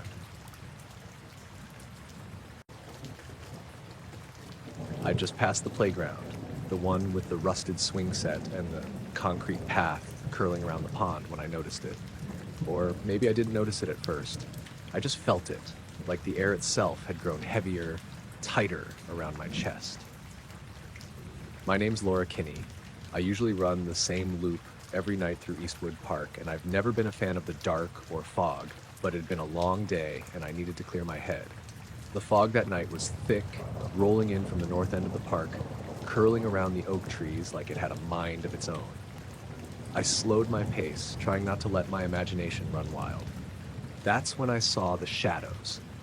Not like normal shadows cast from the streetlights that flickered along the trail, but darker, denser, moving in the periphery of my vision. Every time I turned my head, trying to catch them, they were gone. I stopped and stood in the middle of the path, chest heaving from the run, but also from something else. There was a faint rustling, like leaves brushing together, but I couldn't tell if it was the wind or something else. My flashlight app on my phone was dead. I'd forgotten to charge it, so I was running blind except for the pale halo of light around the street lamps. I told myself I was imagining it, that my brain was just tired. I'd been working late and my mind was probably playing tricks. I started jogging again, slower this time, trying to keep my eyes focused straight ahead. But I could feel it, the prickling at the back of my neck, the weight of something just out of view following. Every turn I made, every time I looped around a tree or a patch of brush, it felt like the space behind me stretched and shifted, as if someone or something was keeping pace without ever making a sound. I passed the pond, and that's when it got worse. The fog hung low over the water, blurring the reflections of the lampposts. My shadow stretched on the path, but I could swear there was another shadow, detached from mine, gliding across the edge of the water. I stopped, heart hammering. There was nothing there when I looked directly, just the empty pond and the mist curling off the surface. But when I turned back, straightened my gaze to the path again, I caught a flicker at the edge of my vision.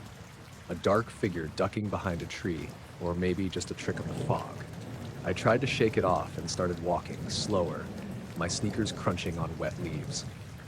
The park is small, and I should have been close to the northern exit by then, but it felt like I was going in circles. Every time I thought I recognized a section of path, it didn't look quite right. Branches where there hadn't been branches, puddles where the ground had been dry. My sense of direction was slipping, even though I've run this loop hundreds of times. Then I heard it. A low, barely there sound, like soft scraping, like someone dragging their fingertips across bark. I froze, listening. The sound stopped immediately. My breath was loud in my ears. I turned slowly, scanning the fog-shrouded trees. Nothing. The park was silent. I convinced myself it had been a branch rubbing the wind, but my stomach didn't buy it. I started jogging again, faster this time. I couldn't tell if I was being followed or if I'd just been spooked into paranoia. My hands were cold. My heart was racing. And then the shadows returned, tiny, flickering at the corner of my vision, darting between trees. I caught a glimpse once, maybe a second, and it looked off. Not human, not entirely. Too thin, too elongated, like the silhouette of a person stretched wrong. But when I turned to look, of course, nothing was there. I reached the northern edge of the park, where the path meets the street. The fog thinned slightly, and the familiar glow of the street lamps greeted me. Relief surged, but so did confusion. The sense of being watched didn't leave, even under the yellow light. I looked back toward the park, into the swirling gray, and the shadows seemed gone. But the air felt heavier, like a weight had lifted but hadn't disappeared. I kept running, moving faster now, until I reached my apartment. I locked the door behind me, trying to convince myself that it was just my imagination. That happens sometimes, I told myself. Late night runs, fog, overworked brain. But I couldn't shake the feeling. Even standing in my apartment, lights on, windows closed, I felt it pressing against the edges of perception, as if it had followed me all the way in, but stayed just out of sight. Over the next few days, I tried going back to the park. During the day, everything was normal. Children playing, joggers running, dogs barking. Nothing seemed out of place. But I avoided running at night. I couldn't bring myself to see it again, not with the fog and the trees and that feeling that I wasn't alone. Sometimes, though, when I close my eyes at night, I see it again. The flicker at the corner of vision, the elongated shapes that vanish the moment I look directly. I hear that faint scraping sound in my head like fingernails on bark, and every time I wonder if I'll ever understand it. Or if it's still out there watching, waiting, just beyond the reach of my flashlight. I've never told anyone this before, not friends, not family. They'd laugh, say I was imagining things, that fog and exhaustion make the mind play tricks. Maybe they're right, but I know what I saw or felt and I can't explain it. Every time I walk past that park during the day, the hairs on my arms raise and I feel that same weight at my back. Something's there. I just can't see it. And maybe that's exactly what it wants. I noticed it because I was already awake, waiting for sunrise. I'd driven out early, around 4:30, to a stretch of coastline about 20 minutes from my place. My name's Owen. I go there sometimes when I can't sleep. There's a small gravel pull-off above the cliffs where you can sit in your car and watch the horizon. That morning was cold, no wind, just a flat gray sky that was starting to thin out. It looked like it might clear. I had the engine off, sitting in the driver's seat with the window cracked open. It was quiet in that way you only get before dawn. No birds yet, no cars, just the distant sound of water far below. I was watching the horizon, waiting for that first gradual light. The usual slow spread from one point outward, but it didn't happen like that. At first, I thought my eyes were adjusting, a faint brightening, but not where it should have been. It wasn't along the horizon line. It was higher, off to the left. Just a small patch of lighter gray. I leaned forward slightly, focusing on it. It stayed in place, didn't spread, didn't shift like clouds do when they catch early light. Just sat there. Then a second patch appeared. Further to the right, same kind of brightness, not strong, just enough to notice. I frowned and glanced at the actual horizon, still dark, no sign of sunrise beginning. I looked back up. Now there were 3 patches, scattered, uneven, none of them connected. It didn't look like light breaking through clouds, it looked like separate areas were being lit independently. I opened the car door and stepped out. The cold hit immediately. The air felt heavier than it should have for that time of morning. I stood beside the car, looking up. The patches of brightness held steady. No flickering. No gradual expansion. Just there. I checked my watch. Still too early for sunrise. At least another 20 minutes. I scanned the sky, trying to find a pattern. There wasn't one. The patches were irregular, different sizes, different intensities, but all faint. All quiet. I listened. Nothing. No wind, no distant engines, no movement in the air. Then one of the patches dimmed slightly, not faded out, just reduced, like someone had turned it down. A second one followed, the third stayed the same. I shifted my weight, feeling uneasy without knowing why. Something about it felt controlled, not natural. I took a few steps away from the car onto the rough grass near the edge. From there, the view of the sky was clearer. The horizon remained dark, completely unchanged. No gradual glow, no hint of morning breaking.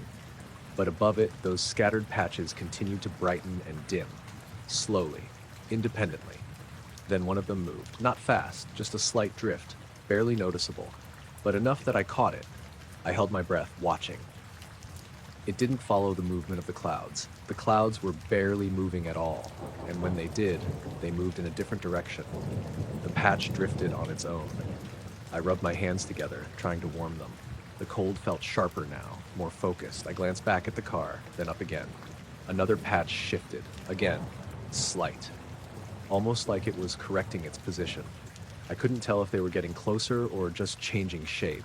There was no depth to it.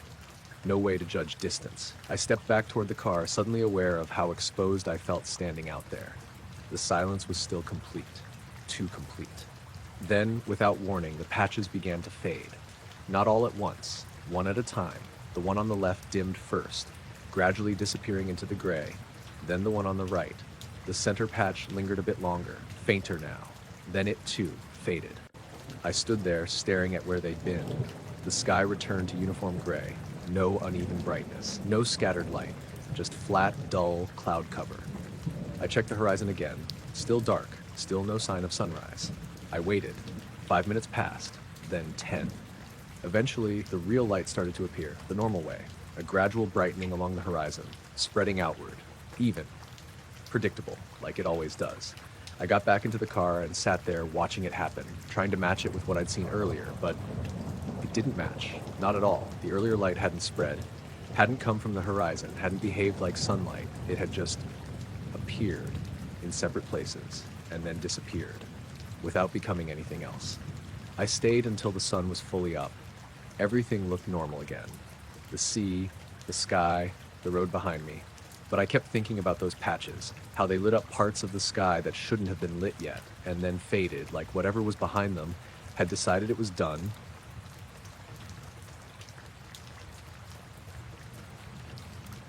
I found out about it the next morning, not from anything I noticed myself, but from my neighbor. I was taking the bins out when Martin from next door leaned over the fence and asked if I'd had something odd going on the night before. He's not the type to mess around or exaggerate things, so the way he said it caught my attention. I asked him what he meant. He hesitated a bit, then said he'd been up late, couldn't sleep, and went to the window around 2 a.m. He said he saw a light above my house. Not a bright one, just something hovering. I laughed it off at first, asked if it was a drone or something. He shook his head, said it didn't move like one, didn't make any noise either. Just stayed there for a bit, then drifted slightly and disappeared. I told him I hadn't noticed anything. He nodded, but he still looked a bit unsure, like he didn't fully trust what he'd seen. We left it at that, but it stuck with me. Later that morning, I remembered I had a security camera pointed at the front of the house. Nothing fancy, just a standard setup that records overnight. I went inside and pulled up the footage, scrolled back to around 2 a.m. Everything looked normal at first. The driveway, the street, a car passing around 150. Nothing unusual. I let it play. At 2:07, I noticed something. A flicker. Just one frame where the image seemed to shift slightly. Not dramatically, just enough to catch my eye, like the exposure had jumped for a split second. Then it went back to normal. I paused the footage, rewound it, played it again, same thing. A single flicker. I leaned closer to the screen. Something about it didn't look like a typical camera glitch. It wasn't just brightness, the image itself looked slightly off, like the angle had shifted a fraction. Then I noticed the timestamp. It jumped from 2:07:13 to 2:07:19. 6 seconds missing. I frowned. That shouldn't happen. The system records continuously. There's no motion detection or anything that would cause gaps like that. I checked the rest of the footage. Everything else was intact. No other skips, no other flickers, just that one moment. I went back again and watched it slower, frame by frame. Right before the flicker, everything looked normal. Then that single distorted frame, then the timestamp jump, then back to normal. No transition, no sign of anything happening in between, just missing time. I leaned back in my chair, trying to think of a reason for it. Power fluctuation, signal drop, but there hadn't been any outages. No other devices had reset. I checked the system logs. Nothing recorded at that time. No errors, no interruptions. I went outside and looked up at where the camera was mounted. Still in place, no damage, no loose wiring, everything seemed fine. I stood there for a minute, looking up at the sky above the house. Clear daylight now. Nothing unusual, but I kept thinking about what Martin had said. A light, hovering, right above the house, and then that gap in the footage. I went back inside and watched it again. This time, I focused on the frame just before the flicker. There was something subtle there. Hard to notice at first. A slight change in the shadows on the driveway, not moving, just shifted, like the light source had changed direction for a moment. But there was no car, no passing headlights, nothing that should have caused that. Then the flicker, then the gap, then everything normal again. I checked the other cameras, backyard, side of the house, same thing, at roughly the same time. A flicker, then a gap, different angles, but the same missing seconds. I tried to line them up, see if anything overlapped, but the gaps weren't perfectly synced. One camera missed 2 O's at 13, another missed 215 to 221. Close, but not exact. Like they'd all been affected slightly differently. I felt a bit uneasy at that point. Not scared, just unsettled. I went outside again, this time into the backyard, stood where the camera covered, looked up. The sky was empty, no signs of anything. I tried to picture what Martin might have seen, a hovering light, quiet, still, then gone. And in that same moment, every camera around the house had that brief interruption. 6 seconds. Gone. No explanation. I went back inside and left the footage paused on that distorted frame, looked at it for a long time, trying to make sense of what was different about it, but it was too subtle. Just a slight shift, a small inconsistency, like the image had been stretched for a moment, then corrected. I closed the app after a while. Didn't feel like staring at it anymore. But later that night, when everything was quiet again, I found myself looking out the window, at the same patch of sky, thinking about those 6 seconds, and how whatever had been there hadn't shown up clearly on any camera, just enough to leave a flicker and a gap where something should have been recorded, but wasn't.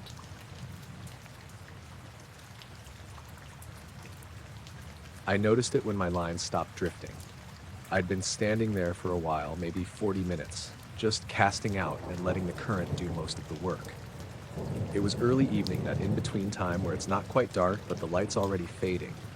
The river ran slow where I was, but not still. You could always see it moving if you looked close enough. My name's Callum. I'd driven out to this spot a few times before. It's a stretch just past a bend, shallow near the edge, deeper toward the middle. Nobody else around that night. I'd passed one car on the way in, that was it. The air was warm, no wind, just a few insects buzzing near the reeds. Normal. I cast again, watched the line settle, and leaned the rod slightly against my forearm. That's when I noticed the water directly in front of me. It had gone flat. Not calm the way rivers sometimes look at a distance. I mean completely still, like a patch of glass. It wasn't huge, maybe 6 or 7 feet across, centered roughly where my line was sitting. Outside of it, the river kept moving like it always did. Small ripples, subtle current. But inside that circle, nothing. I frowned and leaned forward a bit. At first I thought it was just a trick of the light. The sun had dropped low enough that reflections could get weird, but when I shifted my angle it stayed the same, perfectly smooth. I gave the rod a small tug just to see how the line reacted. The float moved slightly, but the water around it didn't ripple. It slid across that still surface like it wasn't touching anything. I straightened up slowly, looking around. The rest of the river looked normal. Same gentle movement, same sound. But where I was standing, the sound felt dampened, not gone, just quieter, like something was absorbing it. I took a step to the side. The circle didn't move. It stayed fixed in place, centered in the same spot on the water. I took another step. Same thing. It wasn't following me. It wasn't attached to me. It was just there. I crouched down a bit, trying to get closer to it without stepping into the water. The surface was so smooth it didn't even reflect properly. The sky above looked slightly off in that patch. Not distorted exactly, just less defined. I picked up a small pebble from the bank, held it over the circle for a second, then dropped it in. I expected a splash, or at least a ripple. Instead, the pebble disappeared through the surface with barely any reaction. No splash, no sound, just a faint disturbance, like something soft being pressed. Then the surface went back to being perfectly still. I stared at it, my stomach tightening. I dropped another one, same result. Outside the circle, the water reacted normally when the pebble hit. Inside, nothing. I stood up slowly. The air felt heavier, like it had thickened slightly. I became aware of how quiet everything had gotten. The insects were gone. Or maybe they were still there, just quieter. I couldn't tell. I looked up and down the river. Still empty. No movement anywhere else. Just that one circle. I stepped back from the edge a bit. The feeling in my chest wasn't fear yet, but it was getting there. More like a steady pressure. I glanced at my line again. It was still sitting inside the circle, completely still. I reeled it in slowly. As the float crossed the edge of the circle, the water reacted again. Small ripples formed immediately. Normal. I stopped reeling and let the line hang just above the surface. The circle remained unchanged. I noticed something else then. The edge of it. It wasn't sharp exactly, but it was defined. You could tell where the moving water stopped and the stillness began. And it wasn't perfectly round, slightly uneven, like it had shape but not a clean one. I took another step back. My foot crunched on gravel. The sound felt too loud. I kept my eyes on the water. The circle didn't move, didn't react, just stayed there. I felt a sudden urge to leave, not panic, just a strong sense that I shouldn't be standing there anymore. I backed up a few more steps, then turned slightly, still watching it. The trees behind me rustled faintly. The sound seemed to come back all at once. Insects, water, everything, like something had been holding it back. I looked back at the river. The circle was still there, but it looked thinner, less solid. The surface wasn't as perfectly smooth anymore. I stood there, watching. Over the next few seconds, the edges started to blur. The stillness broke apart. Small ripples crept in from the outside until the whole surface was moving again. Completely normal, like nothing had ever been there. I waited a minute, then another. Nothing changed. Just the river flowing the way it always does. I didn't cast again. Just packed up my things and left. As I walked back to the car, I kept thinking about the way the pebble had disappeared. No splash, no sound, and how for that brief stretch of time, the water around me hadn't been behaving like water at all. Just something that looked like it, until it decided to go back to normal. I noticed it because it wasn't lighting the road. I was driving back from a late shift, cutting through a stretch of back roads I don't usually take unless I'm tired and just want something quiet. It runs between open fields for a few miles, no houses, no streetlights, just hedges, narrow lanes, and whatever you bring with you in the headlights. My name's Ryan. It was around 2 a.m. and the fog had rolled in heavier than I expected. Not thick enough to stop, but enough that everything beyond the beams felt soft and undefined. I slowed down a bit, letting the car crawl along. The road curved gently ahead, disappearing into that pale wall of fog. That's when I saw the light. At first, I thought it was just something reflecting back at me. A road sign, maybe. But it wasn't fixed. It hovered, low to the ground, just above the surface of the road, or maybe slightly off to the side. I couldn't tell at first. It was dim, not bright enough to cast shadows, just a dull, pale glow.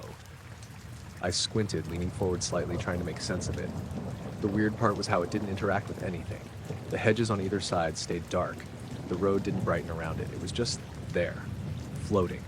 I kept driving, slowly. The fog shifted in soft waves, moving across the beam of my headlights. But the light didn't move with it. It held its position.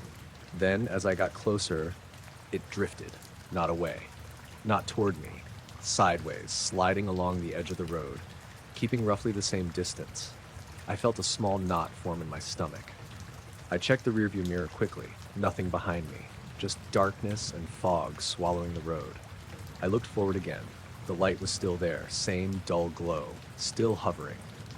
I eased off the accelerator more, almost coasting now. The engine noise dropped. And that's when I noticed something else. The sound inside the car changed. Not the engine, not the tires, just quieter, like the outside noise had been dampened. I cracked the window slightly. Cold air came in, carrying that usual damp smell of fog and soil, but it felt still. No wind, no movement. I listened carefully. No distant cars, no rustling, just a kind of muted silence. I looked back at the light. It had shifted again, now slightly further off the road, hovering over what I assumed was the edge of a field. Still low, still dim.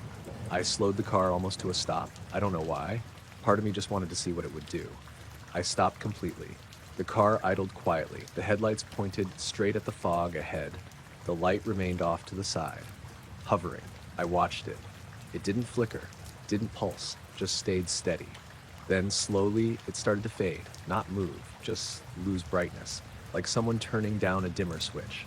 I leaned forward again, trying to keep it in sight. It got fainter, still there, still hovering.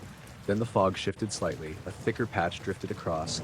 For a second, the light looked distorted, like it bent around the fog. Then, it was gone, not behind the fog. Gone. The space where it had been was just empty gray. I sat there, staring at that spot, waiting for it to come back. Nothing happened. The silence broke gradually, a faint rustle somewhere, the distant hum of something far off. Normal sounds creeping back in. I stayed parked for a minute longer, then two. My hands rested on the steering wheel, not moving. Eventually, I let out a breath I didn't realize I'd been holding and put the car back in gear. Started driving again. As I passed the spot where the light had been, I slowed slightly, glancing out to the side. The field looked normal. Flat. Dark. Fog drifting across it. No glow, no movement, just empty. I kept driving. The road straightened out for a bit. The fog thinned slightly. Everything looked more normal again. But I couldn't shake the feeling that something had been there. Not a reflection, not a light source. Something occupying that space, just above the ground, moving in a way that didn't match anything around it. I drove the rest of the way home without stopping. Didn't see anything else like it. But every now and then, when I hit another patch of fog on that same road, I catch myself slowing down without thinking. Watching the edges of the headlights, looking for that same dim glow, not above the road, not in the sky, but low, just out of reach, waiting to drift into view and disappear again before I can figure out what it actually was. I saw it because the water around it didn't move. I'd gone out early that morning, just before sunrise. There's a reservoir about 20 minutes from where I live, tucked between low hills and a bit of woodland. Nothing special, but it's quiet and you don't usually see anyone there that early. My name's Callum. I fish there maybe once or twice a month when I need to clear my head. It was cold that morning. Not freezing, but enough that there was a thin mist sitting over the surface of the water, the kind that drifts slowly, barely noticeable unless you really look at it. I set up on a small patch of bank near the far side, where it curves inward. Cast out, settled into the folding chair, and just watched the line. Everything felt normal. Birds starting up in the trees, light slowly coming in, that quiet shift from night to morning. I remember noticing how still the water was near me. Not completely flat, there were small ripples further out, but right where my line was, it looked calmer than the rest. I didn't think much of it, just assumed it was the way the wind was hitting the surface. I took a sip from my flask and looked down. That's when I saw the glow. At first, I thought it was just light from the sky reflecting weirdly, but it wasn't above the water, it was under it. Faint, circular, like a soft ring of pale light sitting just below the surface. It wasn't bright. If I hadn't been looking straight down, I probably wouldn't have seen it at all. I leaned forward a bit, squinting. The water above it was completely still, no ripples crossing through it. Just a smooth patch like glass. The rest of the reservoir kept moving slightly, but that one area stayed untouched. I set the flask down slowly, kept staring. The ring didn't expand or flicker. It just sat there, perfectly still. Then, after a few seconds, it started to contract. Slowly, the circle getting smaller, tighter, like something was pulling it inward. I frowned, trying to make sense of it. Maybe something beneath the surface? A fish? But it didn't behave like that. No disturbance, no movement in the water itself. Just the light shrinking. I looked around briefly, half expecting someone else to be nearby, maybe shining something into the water, but there was no one. Just empty shoreline and trees. I looked back down. The circle was smaller now. Still faint, still under the surface, still not lighting anything around it. The water above it stayed perfectly smooth. I noticed something else then. The sound, or lack of it. The birds had gone quiet, not all at once, just gradually, like the background noise had been turned down. I could still hear distant movement, but around me, it felt muted. I swallowed and shifted in my chair. The line in the water didn't move, nothing tugging at it. I stood up slowly and took a step closer to the edge. The ground was damp, slightly soft under my boots. The glow continued to shrink. Now about half the size it had been. I felt a slight pressure in my ears. Not painful, just that subtle shift, like when you're going up a hill too quickly. I swallowed again. The pressure stayed. I crouched down near the water, close enough to see through the surface more clearly. The glow looked deeper than I first thought. Not right under the surface, further down, but still clearly visible. The edges of the circle were smooth, too smooth, like it wasn't part of the water at all. Then it got smaller again and smaller, until it was maybe the size of a dinner plate, then a bowl, then something like a coin.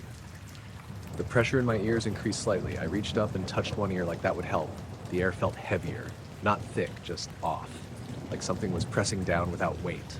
I remember thinking I should step back, but I didn't. I just watched. The glow kept contracting. Now just a small point, barely visible. Then it was gone. Not faded, just gone. The water above it changed instantly. The smooth patch broke.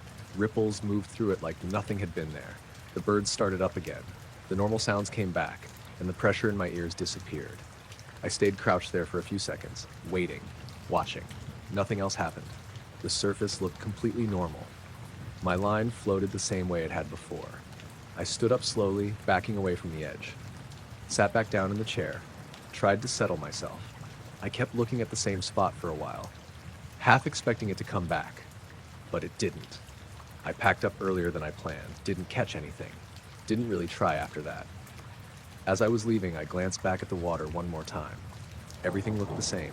Mist drifting, light coming up, no sign of anything unusual. But the way that circle moved, the way it didn't disturb the water, and how everything around it seemed to pause while it was there, it didn't feel like something happening in the lake. It felt like something passing through it, like the water just happened to be where it showed up for a moment before pulling itself back and leaving nothing behind except a patch of water that acted like it had never been touched at all.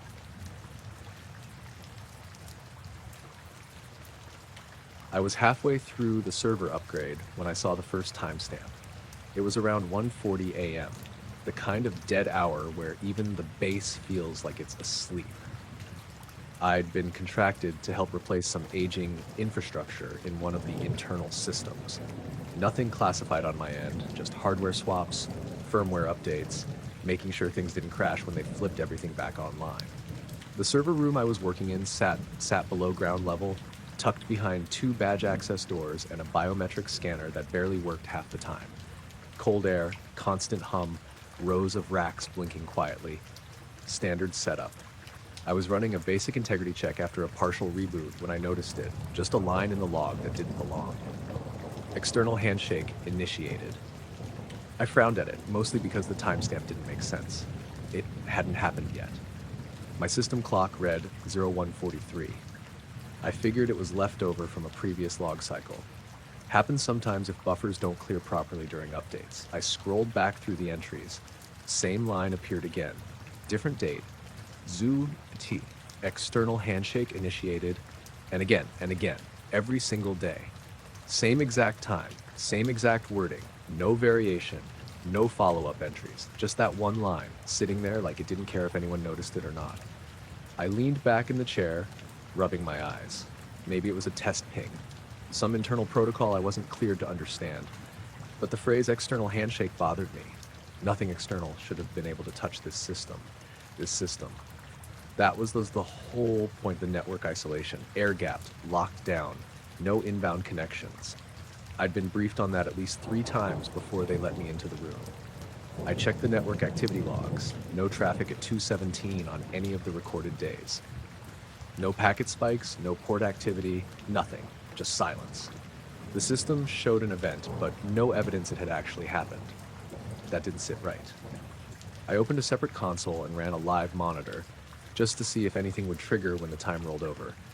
I wasn't planning on staying that late, but curiosity got the better of me.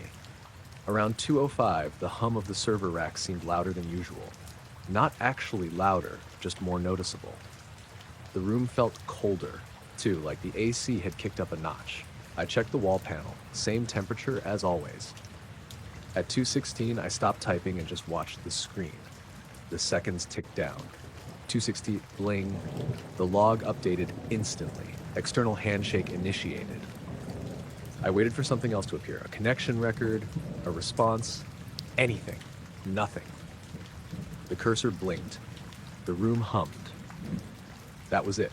I checked the network monitor again. No change. No activity. I ran a trace command, just in case there was a delayed response. Nothing. It was like the system was acknowledging something that didn't exist. I stayed another 10 minutes, just staring at the logs, waiting for anything to follow that entry. But it never did. It just sat there, another identical line added to the list. I told myself it was a glitch, Some outdated script that ran on a timer. Maybe a legacy system that hadn't been properly removed. But then I noticed something else. The timestamps were perfect, down to the second. No drift, no jitter. That's rare, even in well-maintained systems. Clocks slip, microseconds add up, but these entries were exact, every day, same time, no variation. That meant whatever was triggering it wasn't part of the normal system clock cycle. I flagged it in my notes, didn't file a formal report, just wrote it down for later.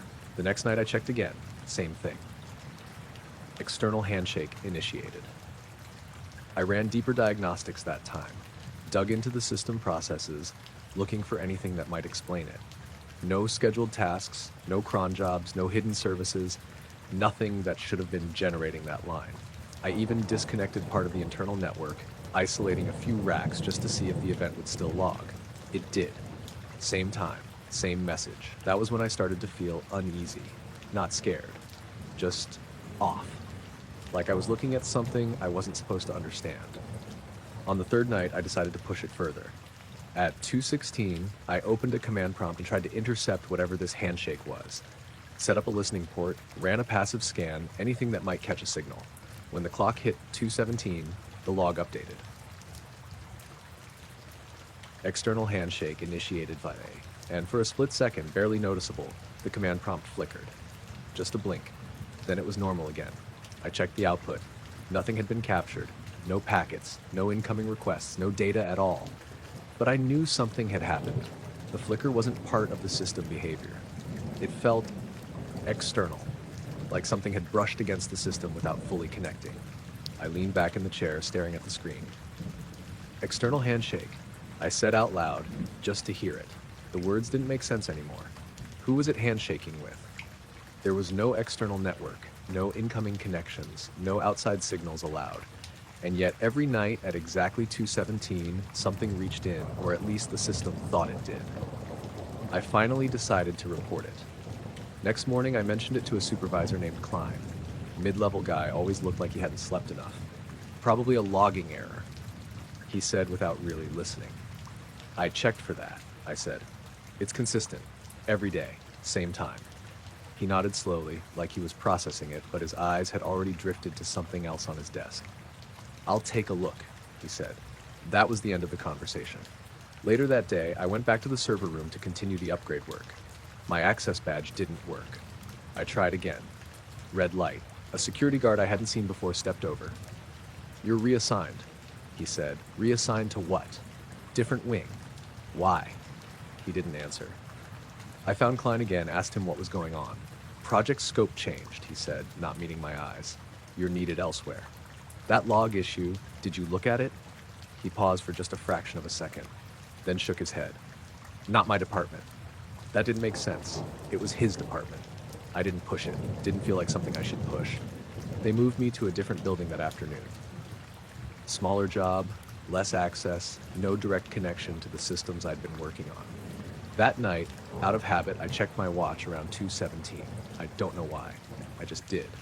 And for a moment, just a moment, I felt the same thing I'd felt in the server room. A subtle shift. Like something had happened, just outside of reach. I don't have access to those logs anymore. Haven't seen them since. But sometimes when I'm up late, I catch myself glancing at the clock, waiting for it to hit 2:17. Not because I expect to see anything, just because part of me still wonders what was reaching in and why it only needed a second to do it. I was about halfway through my second overnight rotation when I saw the first one. It was just after 2 a.m., the slow part of the shift where nothing usually happens and you're mostly just watching a screen, trying to stay alert. I was still new, technically a trainee, so I wasn't running anything solo, just monitoring, logging, and double-checking what the senior techs already knew by heart. The room stayed dim all night, just the glow from the radar displays, and a couple overhead lights turned low. You get used to it after a while. Everything feels quieter in there, like the outside world doesn't really exist. My station covered high-altitude returns, mostly commercial traffic at a distance, occasional military flights, nothing unusual. The software filtered most of it automatically. That's why the first return caught my attention. It wasn't filtered. A small blip appeared near the top of the display. Right above the base coordinates, almost perfectly centered, altitude reading flickered, then locked. I leaned forward. It didn't make sense. The number was too high, way above anything I'd seen come through that system before. Higher than commercial lanes, higher than anything we tracked routinely. "Hey," I said, glancing over at the guy next to me. Mendez. He'd been doing this for years. "You seeing this?" He didn't look up right away. "Seeing what?" I pointed at the screen. "Top center, that return." He leaned over, squinting at it. The blip held steady, not moving, not drifting with wind or showing any track pattern. Just there. He watched it for maybe 2 seconds. No fade, no movement, just gone. Mendez straightened up. "Probably noise," he said. "Noise?" I asked. "It had an altitude reading. Doesn't mean anything," he replied. "You'll see weird stuff sometimes. System picks up junk." "That didn't look like junk," he shrugged. "Log it if you want," he said, "but it won't go anywhere." I sat back, still staring at the empty spot where it had been. Nothing came back for the next 20 minutes. Just normal returns, everything moving the way it should. I almost forgot about it. Then it happened again. Same position, same altitude range. The blip appeared suddenly, like it had always been there, and the system just noticed it. I checked the timestamp, 2:31. The return held steady, no movement, no signal variation, just a fixed point directly above the base. I glanced at Mendez again. He didn't look over this time. I let it run. 5 seconds, 6, 7, then it vanished again. Same way as before, no transition, just gone. I logged it. Time, position, altitude, marked it as anomalous. Didn't expect anything to come from it. Around 3 a.m., I got up to grab some coffee. For just another tech, Sanders was at the far end of the room, reviewing something on his station. "You guys ever get weird returns up top?" I asked, keeping it casual. He didn't look up. "Define weird." "Stationary. High altitude, just sitting there, then gone." He paused for a second. "Atmospheric," he said. "That's what Mendez said." "Then that's what it is," Sanders replied. I stood there for a moment, waiting for more. Nothing. I went back to my station. The next hour was quiet.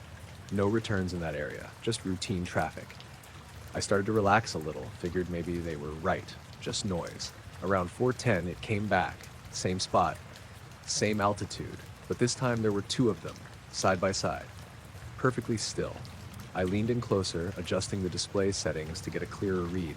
Both returns held steady, no fluctuation, no movement. I checked the system diagnostics. Everything normal, no indication of interference or error. "Mendez?" I said again, louder this time. He glanced over. "Now what?" I pointed. "There, 2 of them." He looked at the screen. The returns stayed. 3 seconds, 4, 5. Then one disappeared. The other stayed for another second. Then it vanished too. Mendez stared at the empty display for a moment. Then he looked at me. "You logged that?" "Yeah." He nodded. "Good."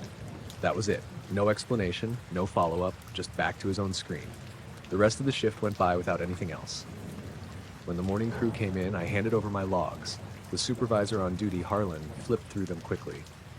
"Anomalous returns," he said. "High altitude, stationary." He nodded. "Atmospheric noise," he said, like he was reading it off a script. "That's what they told me," I said. "But it's always in the same spot." He looked at me for a second. "Systems pick up patterns sometimes," he said. "Doesn't mean they're real." They had consistent readings. He closed the folder. "Log it, move on." That was the end of that. Over the next few weeks, I kept seeing them. Not every night, just occasionally. Always between 2 and 4 a.m. Always directly above the base. Always stationary. Sometimes 1, sometimes 2. Once, there were 3. They never moved. Never tracked. Never behaved like anything I'd been trained to recognize. And they never stayed longer than 10 seconds. I started paying closer attention to the timing. There wasn't a clear pattern, but they seemed to show up in clusters. A few nights in a row, then nothing for a week. Every time I logged them, every time the report came back the same. Atmospheric noise. One night, I tried something different. Instead of just watching, I switched to a secondary display mode, one that showed raw data without the usual filtering. The returns appeared there too. Same position, same altitude, but the signal looked different. Less stable, like it wasn't fully resolved. Almost like the system was trying to lock onto something it didn't quite understand.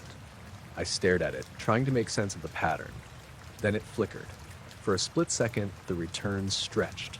Not moved, stretched, vertically, like it extended upward for an instant. Then it snapped back, then disappeared. I sat there, not moving, heart beating a little faster than it should have been. I didn't mention that part in the log, didn't see the point. A few days later, I checked the archive data.